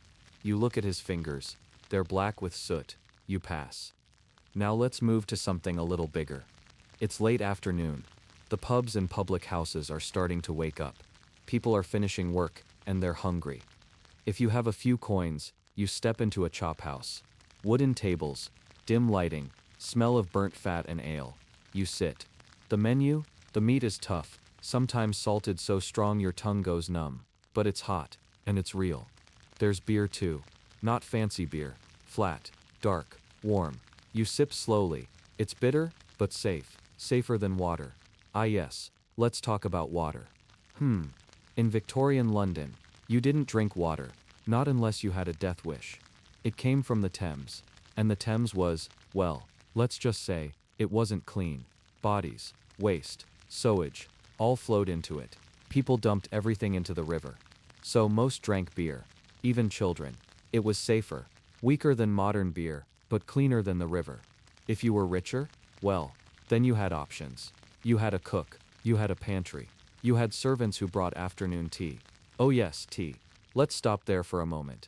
Tea wasn't just a drink, it was a ritual. A calm, delicate thing in the middle of a loud, heavy world. The tea was poured slowly. The cups were thin, white porcelain. You'd sit by the window. A small sandwich. A warm scone. Strawberry jam. Clotted cream. The tea was hot, strong, sweetened with sugar brought from colonies. The woman sipping it, wearing gloves, reading a letter, listening to a ticking clock on the mantel. Calm, clean, far from the street. But, that was just one world. Back outside, near the docks, you find another kind of meal. Eel pies. They sound strange, don't they? But they were everywhere. Jellied eels, in particular. Boiled, cooled, set in their own juices. Wiggly, cold, served with mashed potatoes, and a thick liquor, a parsley sauce. It's cheap, filling, and odd, very odd, but it kept people going. Now, let's step into a shop. Not a food shop, a sweet shop. It smells like sugar, but also, a little like coal. Behind the counter, a woman in a long skirt. She's stirring something thick and dark. Treacle, molasses. She pours it into small molds. Treacle, toffee. Sticky, hard. You could break a tooth on it. But kids loved it. They'd buy one piece, suck it for hours. Now, not all food was bought. Some was stolen. Let's be honest. If you were hungry, and fast, you might steal a loaf of bread, an apple, even a potato from a cart. If caught, the punishment was harsh. Even for a child. You might be whipped, or jailed, or worse.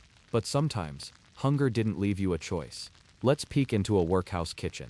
Remember those, where the poorest went, when they had nothing?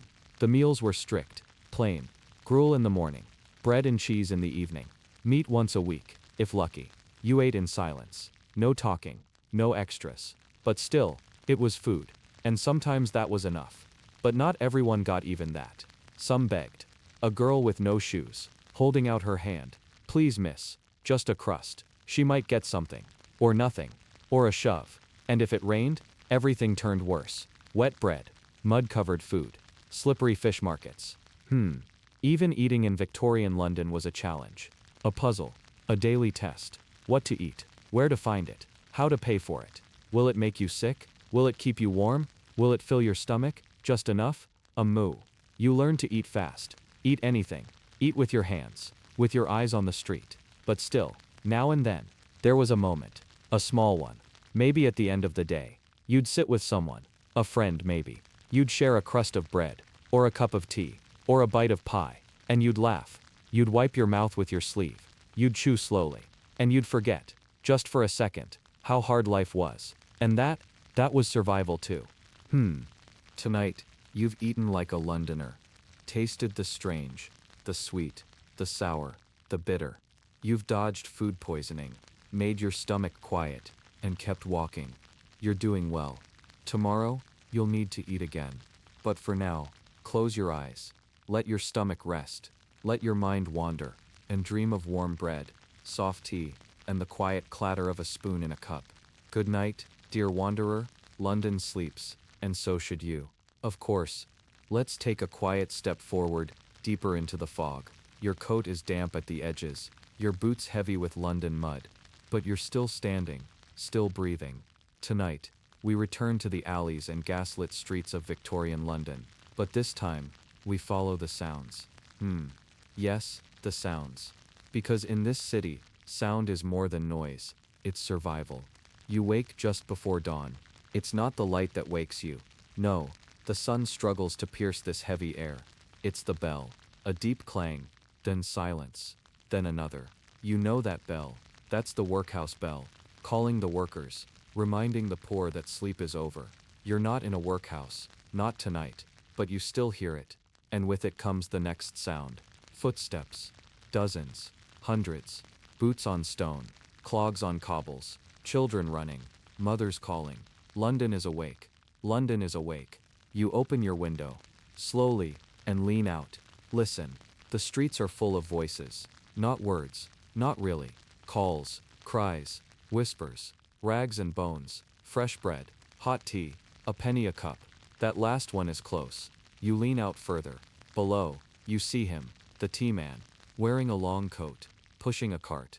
A small kettle whistles on top, steam rising into the gray air. He rings a bell, a high, tinny one, and people appear. Workers, children, a constable. Each gets a tin mug, filled with something dark and hot.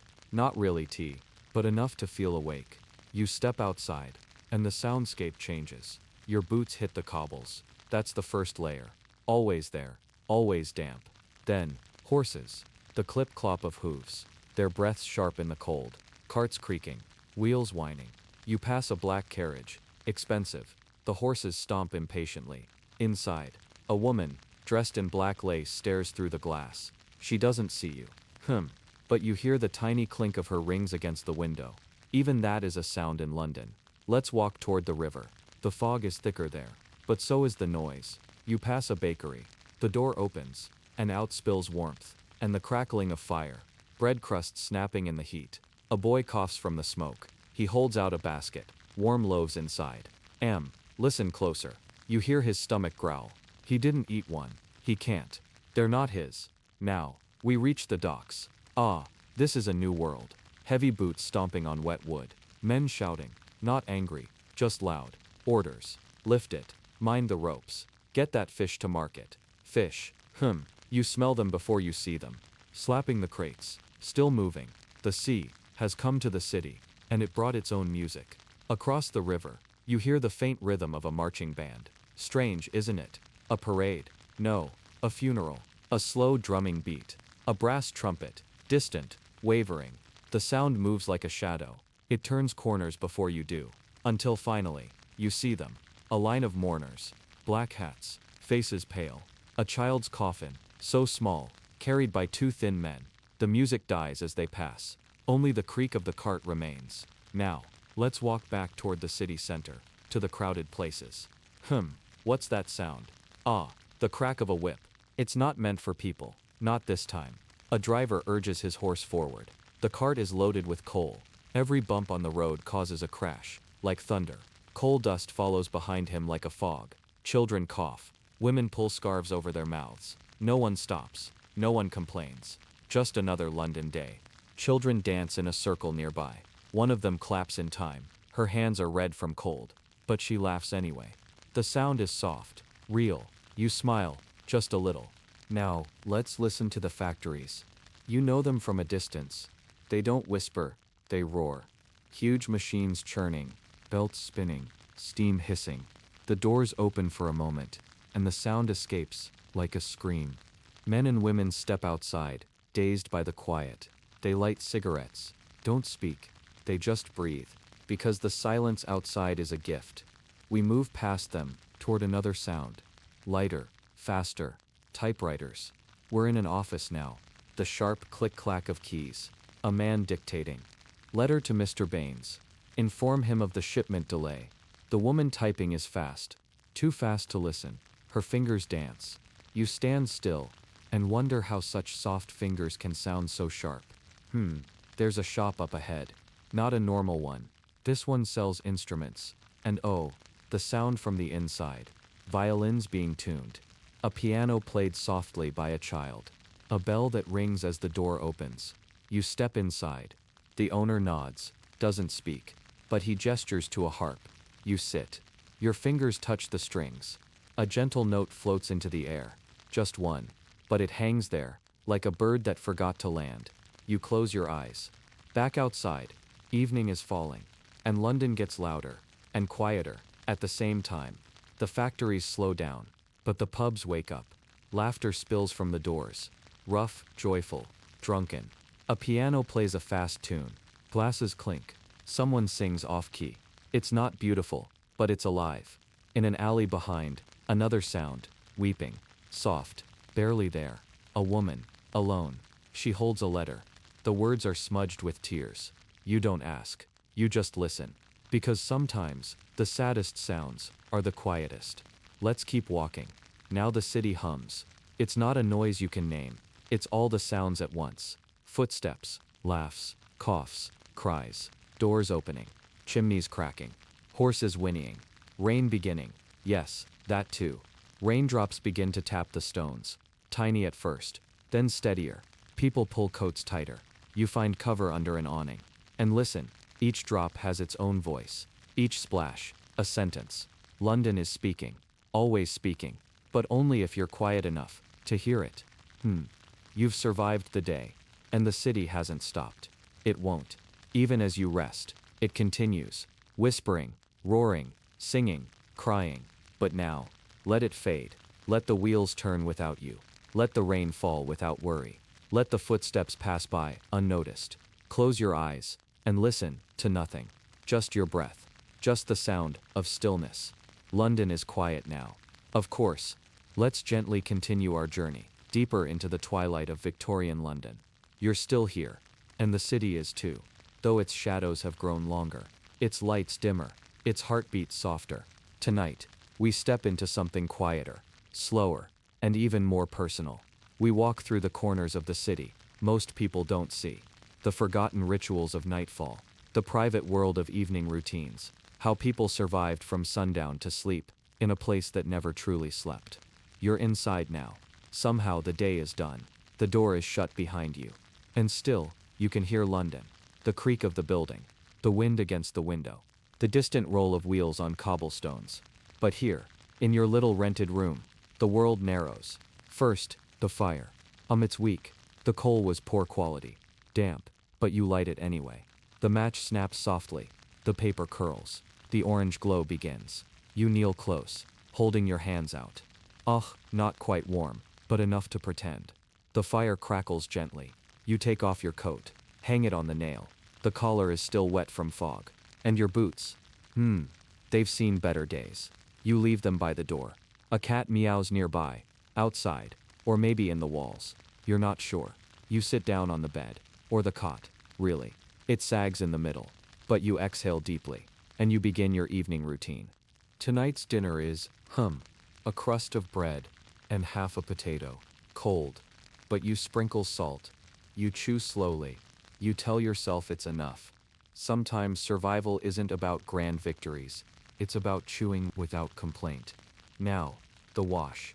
There's a small basin in the corner. The water is cold. You dip your fingers in. Sharp as ice. But you press on. You splash your face. Rub behind your ears. Wipe with a thin cloth. No soap tonight. No towel either. But cleanliness, even half-hearted, is part of dignity.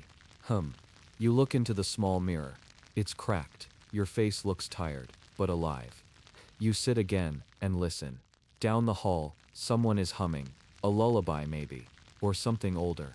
The voice is soft, unsure, but it floats gently through the walls. Below you, someone is coughing, a deep, rattling sound. They've been sick for days. In this building, sickness comes and stays, like a relative. You reach for your candle, light it. Its flame dances. Not bright, just enough to see your fingers. You open a book. The same one you've read 10 times. A cheap reprint of Dickens, perhaps. Pages yellow, corners soft, but as you read, the city outside fades. You escape, just a little. Outside your window, you see movement. A boy, no older than 12, dragging a bag of coal. He stops beneath a lamp, looks up. Your eyes meet. He gives a tired nod. You nod back. Nothing is said, but something is shared. The candle flickers. You blow it out. Darkness settles. The fire is nearly out too. You lay down, pulling a thin blanket over yourself. You curl your knees, tuck your hands beneath your chest. Try to be small, so the cold doesn't find you. You close your eyes, but sleep doesn't come yet. Your mind drifts to others. You think of the woman who sells lavender on the corner. How her shawl smells like flowers, even in winter. You think of the butcher's apprentice, how he always whistles while scrubbing the floors. You think of the man on the bridge, who reads poems to no one, every single morning. You wonder where they sleep, if they sleep.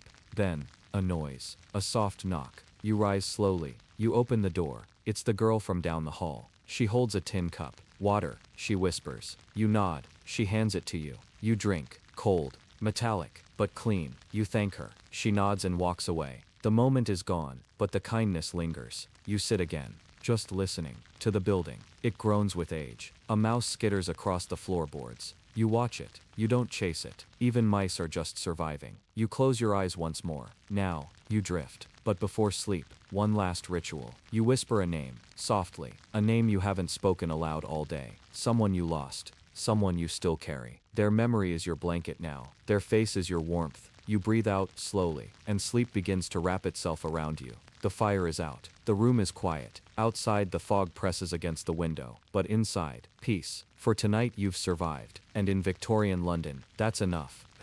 Let yourself float now. Let the night carry you. Soft, slow, still. Of course. Let's return, slowly, to the dim streets, the quiet corners, and the soft candlelit spaces of Victorian London. Tonight, we slip into something different. Not survival by bread or fire, but survival by connection. How did people stay sane in a world that was often so cruel? Where every street carried burdens, where every wall seemed to listen. Tonight, we walk through the social heart of survival, the quiet friendships, the casual encounters, the unspoken kindnesses. Because in London, the biggest thing keeping you alive wasn't money, or food, or shelter. It was other people. Let's start with the market. It's early, not morning yet, but that strange hour, when even the fog is still deciding whether to rise or fall. You pull on your coat, boots, a scarf, and you step outside. The ground is wet, the stones glisten, your breath rises in little puffs. You walk slowly. The market isn't far. When you get there, it's like a stage being built. Stalls half raised, barrows rolling in, voices low, but building. And the first smells arrive: salted fish, warm bread, damp hay.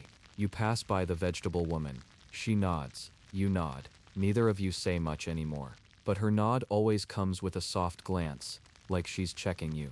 Made it through another day. Next, the boy with the paper hat. He's maybe 7, dirty cheeks, bright eyes. He's setting up a little stack of matchboxes, each one lined in perfect rows. You always buy one, not because you need it, but because it makes him smile. He says, even in mister. And you say, just one, thanks. And he says, bless ya. That's it. But it stays with you, for hours. You see the old man again today, the one with the violin. He never speaks, just plays. Soft, trembling notes that wander between stalls like smoke. Sometimes he plays a tune you know. Other times it's something made up. Slow, eerie, beautiful. No one claps. But sometimes, a coin lands in his cup. You drop one in. He nods without looking up. This is what connection looks like in London. Not hugs, not confessions. Just tiny exchanges. A glance, a nod, a word. And yet, they keep you warm in ways fire can't. You leave the market with nothing in your hands, but something in your chest feels full. You walk slowly back through narrow streets, past the bakery chimney, past the man brushing soot from the steps. You pass a girl with a tray of buttons. She offers one. You shake your head, but she grins anyway. Then you see it, your corner, your door. You step inside, and this time, you're not alone. There's someone in your room. But no, it's just Mrs. Elspeth. She lives next door, maybe 70. Sharp eyes, soft hands. She says, hope you don't mind. I brought you something. You blink. She holds out a small bundle. Inside, a heel of bread, a bit of hard cheese, and a wrapped fig. A fig. In London, she says, don't ask where it came from.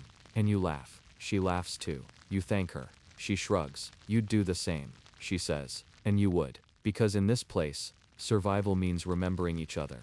Later that evening, you take the bread, break it, nibble. You save the fig. Something that sweet shouldn't be rushed. You light a candle, and pull out a tiny slip of paper. It's a note, from your brother. He sent it 3 weeks ago. It says only, I'm still breathing. You smile. Then you hear it again, knocking. You open the door. This time it's the boy from upstairs. Freckles, always in one sock. He holds out a book. I finished it, he says. Your turn. You take it. Dickens again. You nod. He runs off without another word. You close the door. Open the book. Inside, there's a pressed flower between 2 pages. You hold it to your nose. Still faintly lavender. Even in this grim world, something survives. And that something is what people call grace. Not the loud kind. Not the kind in cathedrals or paintings, but the kind that sneaks into your pocket, winks at you from a stranger, or slides onto your doorstep with no name. It's the kind of grace that London doesn't talk about, but needs to breathe. Later that night, you're walking again. Not far, just out to the alley for a breath. You hear music again. This time from inside a house. Laughter too. Some gathering you weren't invited to. You don't mind, but as you pass, someone opens the door. Come in, a voice calls. You hesitate, but you nod, and enter. Inside, warmth, cramped space, voices, steam rising from mugs. You're handed one. It's bitter tea, but it tastes like home. For an hour you sit. No one asks your name. No one minds your silence. You just sit, and belong. And that's how people survived. With gestures, with glances, with grace. In a place where poverty ruled, and hope was fragile. It was community that kept the soul intact. It was others, even strangers, that helped you endure. You didn't need to love them. You didn't need to trust them fully. You just needed to see them, and be seen. And in that tiny, tired, trembling way, you were human again. London could take your food, your heat, your health, but it could not take your humanity. Because humanity passed hand to hand, eye to eye, between survivors. And tonight, you were one of them. Sleep now. The fire is still low. The bed still creaks. But you are not alone. Not in this city. Not tonight. Still here? Let the quiet pull you under. Slow, steady, still. Of course. Let's keep walking together. Into the quieter corners of Victorian London, where sound fades, and small details begin to shine. In this part of the night, the gas lamps flicker differently. The fog softens even the harshest walls. The city isn't dead, it's simply dreaming. Tonight, you'll learn to survive something less obvious than hunger or cold. Tonight, you survive the waiting. Ah yes. Because in London, waiting was a way of life. And it wore on you, more than the weather ever could. You wake early. There's no alarm. Just that strange itch in your bones, the one that says, get up. Something might happen today. But when? That's the question Londoners carried. Every single day. You light a candle. The wax has melted oddly. You scrape the side and make do. The bread from last night. Crust now. Still edible. You eat slowly. Outside it's raining, gently. Tap, tap, tap. It's soft on the window but steady. You stretch your legs. They ache. You glance at the ceiling. Someone's already moving upstairs. Heavy steps. Maybe the coal porter. You were told yesterday you might find work today. At the docks. Or the tannery. Or the shop 3 streets over. But you don't know when. So you wait. And waiting is a very different kind of survival. The hours pass slowly. You stand by the window. You sit by the chair. You walk to the door. Back again. You watch steam from the kettle. Then watch the cup cool before you drink. Your heart beats a little faster. Not because of excitement, but because of the unknown. Will someone knock? Will someone call? Will something happen? You wrap a shawl over your shoulders. The room is colder now. Not cold like winter, but cold like silence. And so you begin the art of staying busy while still. A London skill. You begin by mending a sock. The hole's been growing. You thread the needle. Knot it. Push it through. The stitch is messy, but better than nothing. Then you clean the corner table.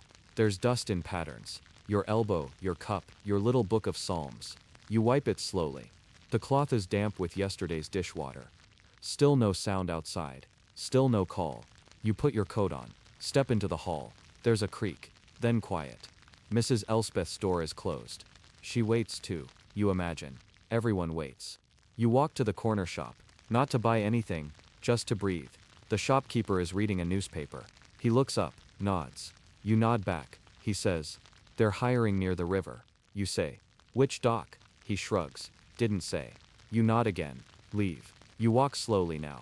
Not because you're tired, but because moving keeps your mind still. The river's far, but your feet carry you without complaint. You see others. Men in jackets too thin. Women with baskets. Boys with empty eyes. All walking. All waiting. All hoping. There's something heavy in the air today. Not rain. Expectation. You pass a gate. It leads to a yard. Inside, a few dozen men wait by a post. One holds a card. The others crowd. You step in quietly. A man barks out, "We need 4 more."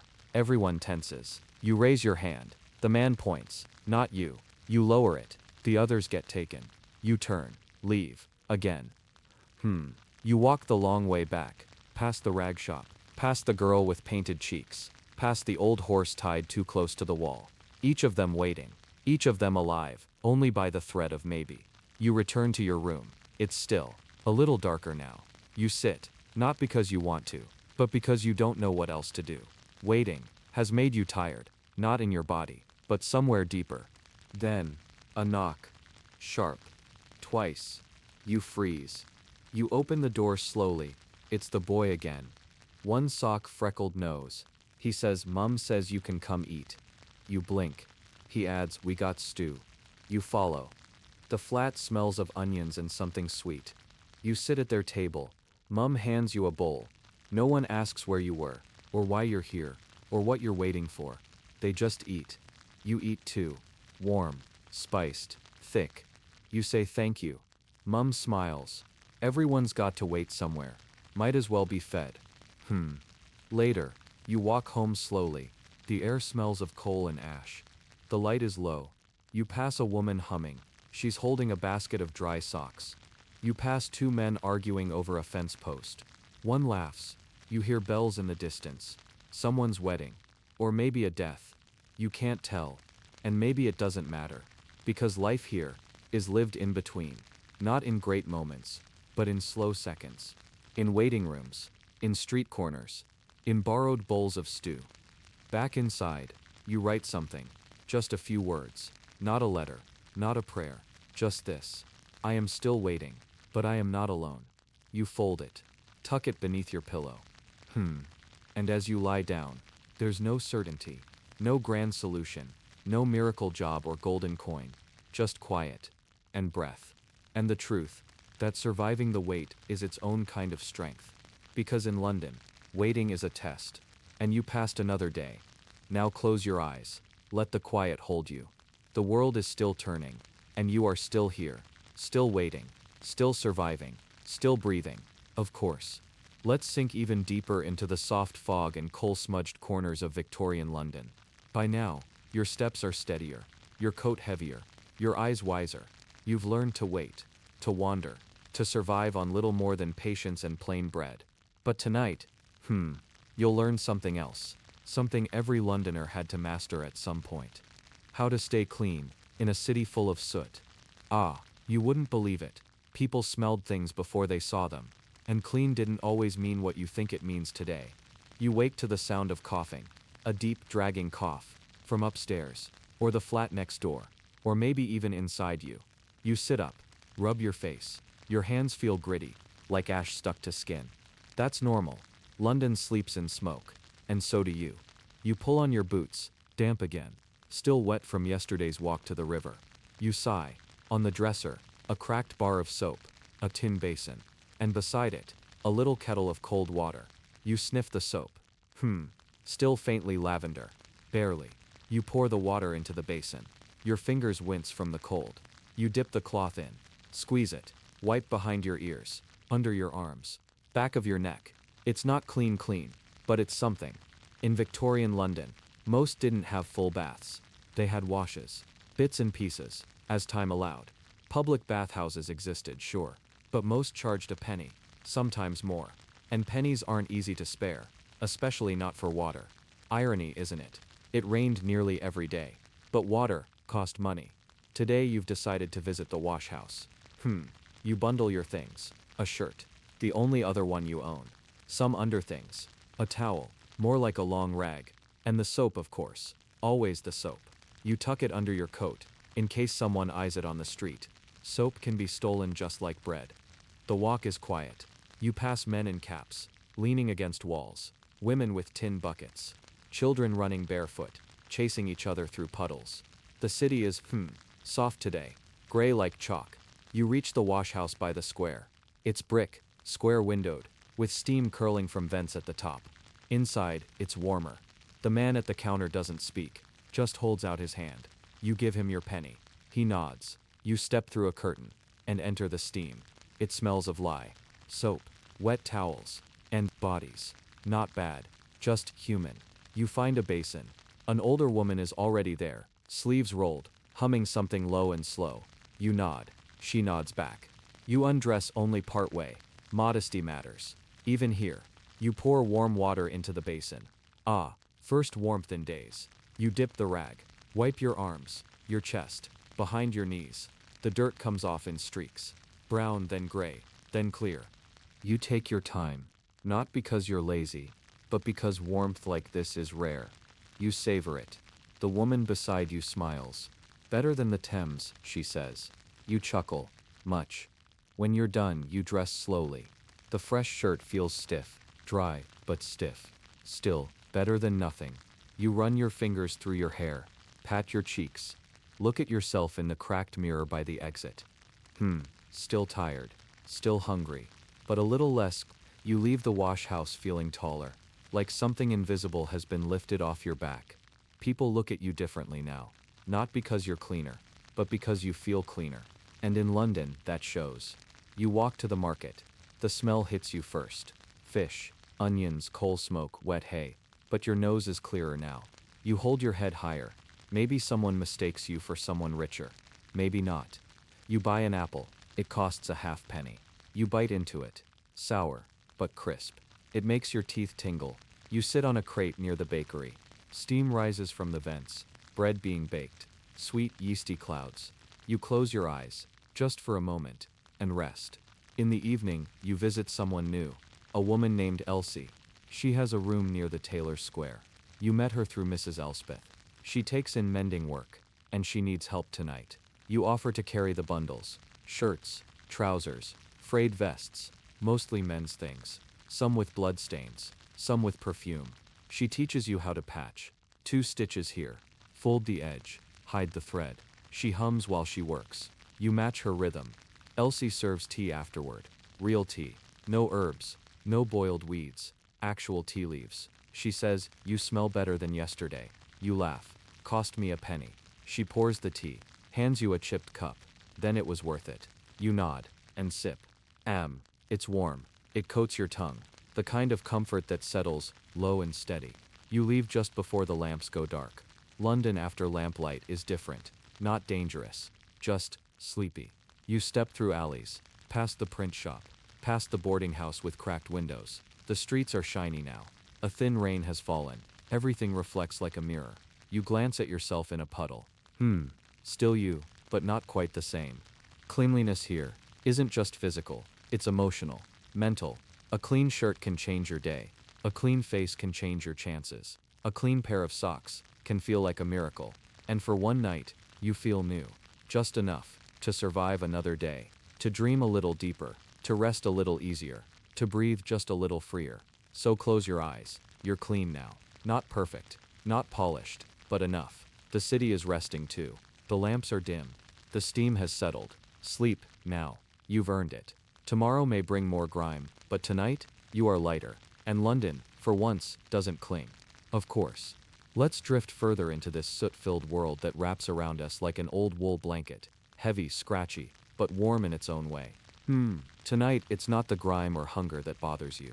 It's something quieter. Something more subtle. Loneliness. Ah yes. Even in the thickest crowds of Victorian London. In the markets, on the trains, in the alleys. A person could feel more alone than on a deserted island. And tonight, you feel it. Not loud, not painful, just present. You lie on your straw-stuffed mattress.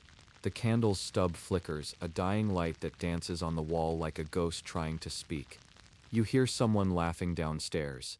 Then silence. Then coughing. Always coughing. You press your hand against the cold wall beside your bed. It's damp. Everything here is damp. You wonder what the girl next door is doing. The one who always hums while she sews. Or the old man with the missing tooth who reads the newspaper upside down. You hear them, but you don't know them. Loneliness here isn't about being alone. No, it's about not being known. Not being seen. You can live your whole life in a building and never know the names of the people who live inches away from you. You get up.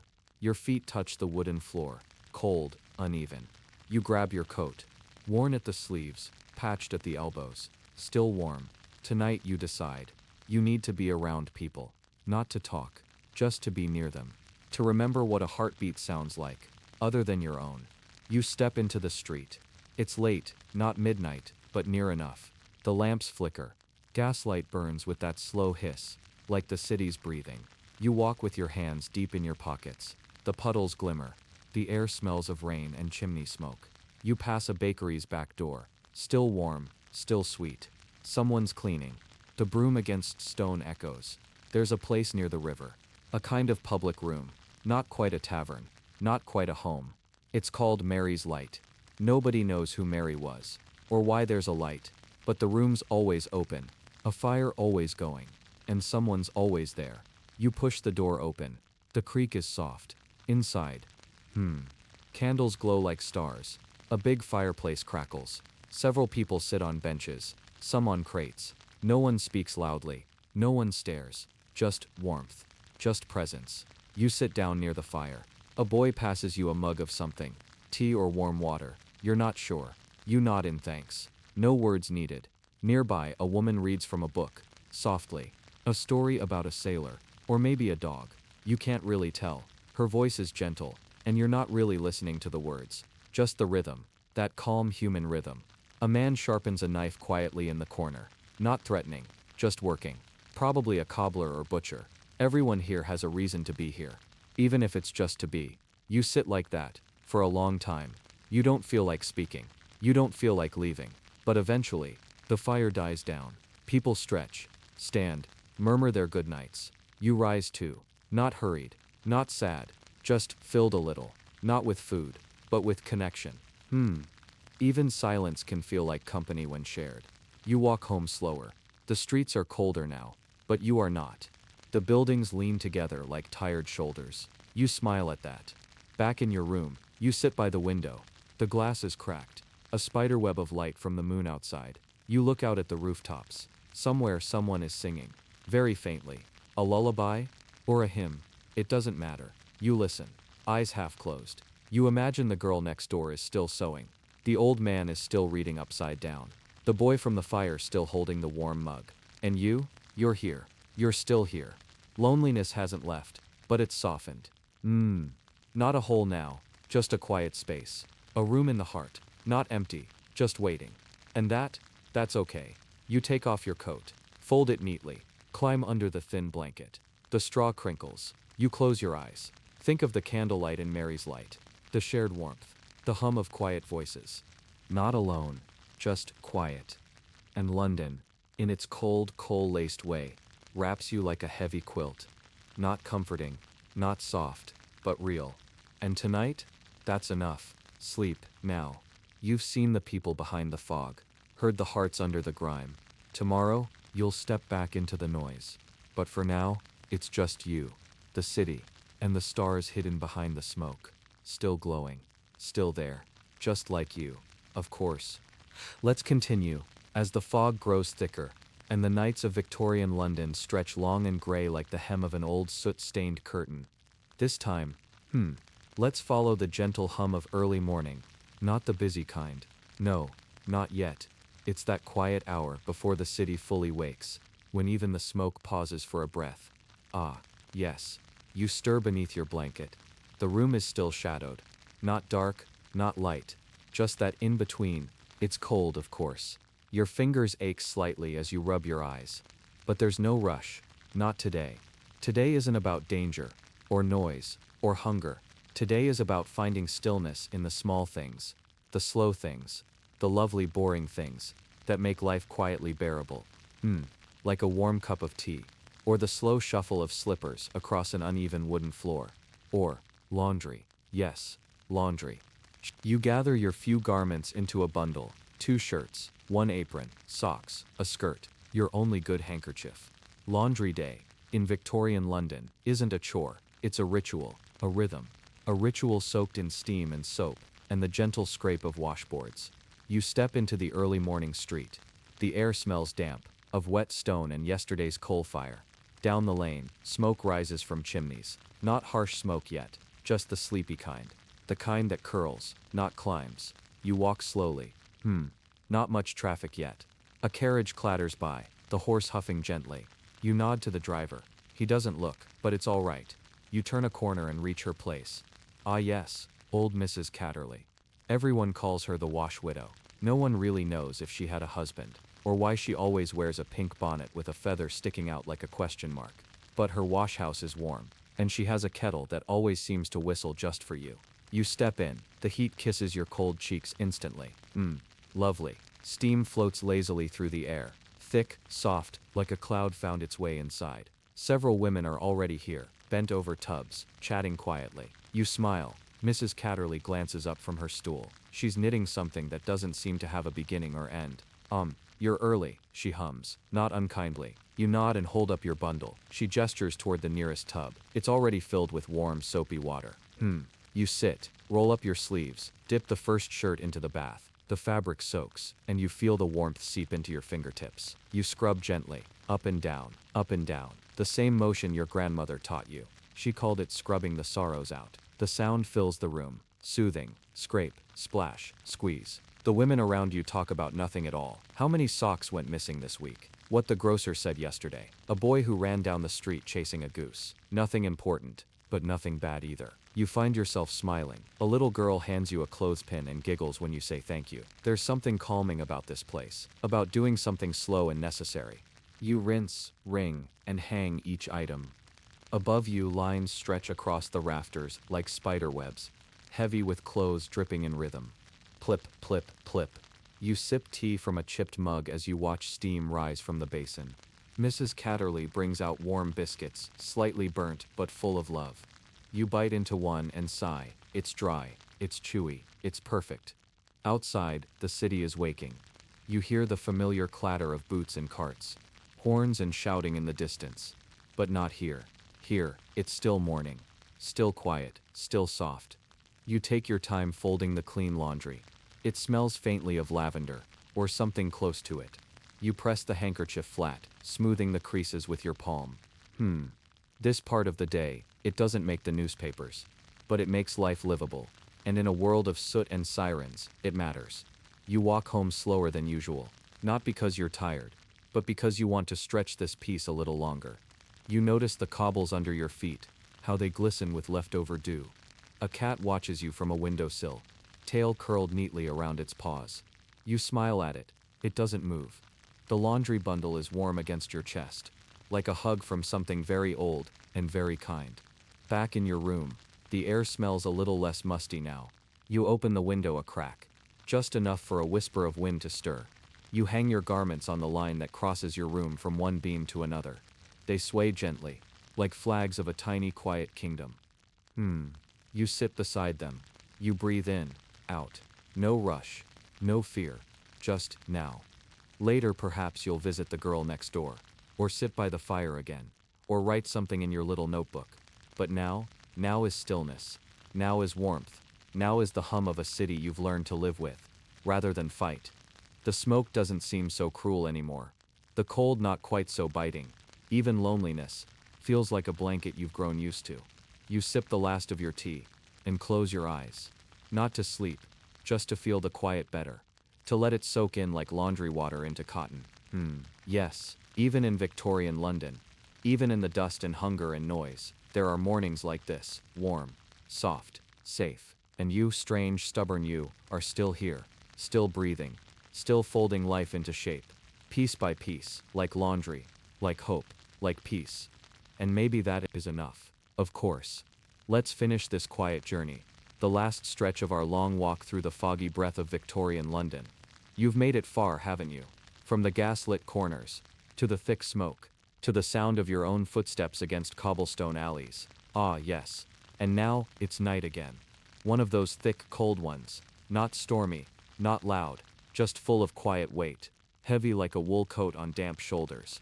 Heavy like the thoughts we carry when the day has ended, and the city sighs. You sit by your tiny window. The glass is misted from your breath, and you draw little shapes on it with your fingertip. A circle, a line, maybe a cat. Below, the streets are still alive, but slower. A carriage rolls by, its wheels humming like a lullaby on the stones. Someone laughs far away. Then silence again. You sip broth from a tin cup. Warm and thin and salty, but comforting. You've grown used to the flavor. It's not much, but it holds the day together. Tonight, there's no chore, no fire to tend, no work to chase. Just space. Soft, cold space. The lamp beside you flickers, casting slow-moving shadows on the walls. You've seen these shapes before. The curve of your own arm as it moves across the table. The dance of the curtain when the wind sneaks in. The outline of the coat hanging on the hook. All familiar. All strangely lovely. You open your little wooden drawer. Inside, a folded letter, one you've read a dozen times. From your cousin in the country. She writes about cows and bread, and how quiet the stars are where she lives. You smile softly. She signs her letters, with all the boring love in the world. And somehow, that feels just right. You fold it back carefully, like folding a memory. You think about the moments that brought you here. Washing clothes by the stove, hiding from smoke under the blanket. The children laughing by the lamplighter's post. The woman in the alley who gave you an apple. The chimney sweep boy who waved and ran. The cat that watched from the windowsill, tail curled like a question. The way the fog looked at dawn when no one else was awake. You breathe in, and slowly out. It's quiet now. Your candle is almost out. The flame is smaller than your thumbnail dancing in slow motion. You watch it until your eyes grow heavy, until the shapes on the wall don't look like anything anymore. Just soft shadows, just stories left behind. You lie down on your bed. The straw creaks beneath you. The blanket is thin, but you tuck it just right. The pillow smells like old soap and the outside air. Your fingers trace the seams, and you whisper to no one in particular. I made it. Not with riches, not with a parade, not with grand inventions or songs written in your name, but with slow steps, steady hands, and quiet breath. The world outside still spins. The lamps still glow. The fog still walks. But you rest. You made it through soot, through silence, through the smallest pockets of kindness, stitched between hard days. And that's the story, isn't it? That's the secret. It was never about conquering London. It was about surviving it, gently, listening when it whispered, pausing when it pressed too hard, letting a cup of tea be your shield, letting a morning wash be your sanctuary, letting the stars when they peeked through the black be your soft reminder that even in the grayest place, there is still room to breathe. You curl beneath your blanket, and somewhere outside, a lamplighter snuffs out the last post. The city goes dim, quiet, still, and you sleep, not because the story ends, but because for now it's soft enough to rest. If you are still awake, then I think you have to see the video from 19th minute of the story, or play this side video, as may it can help you sleep better. Goodbye.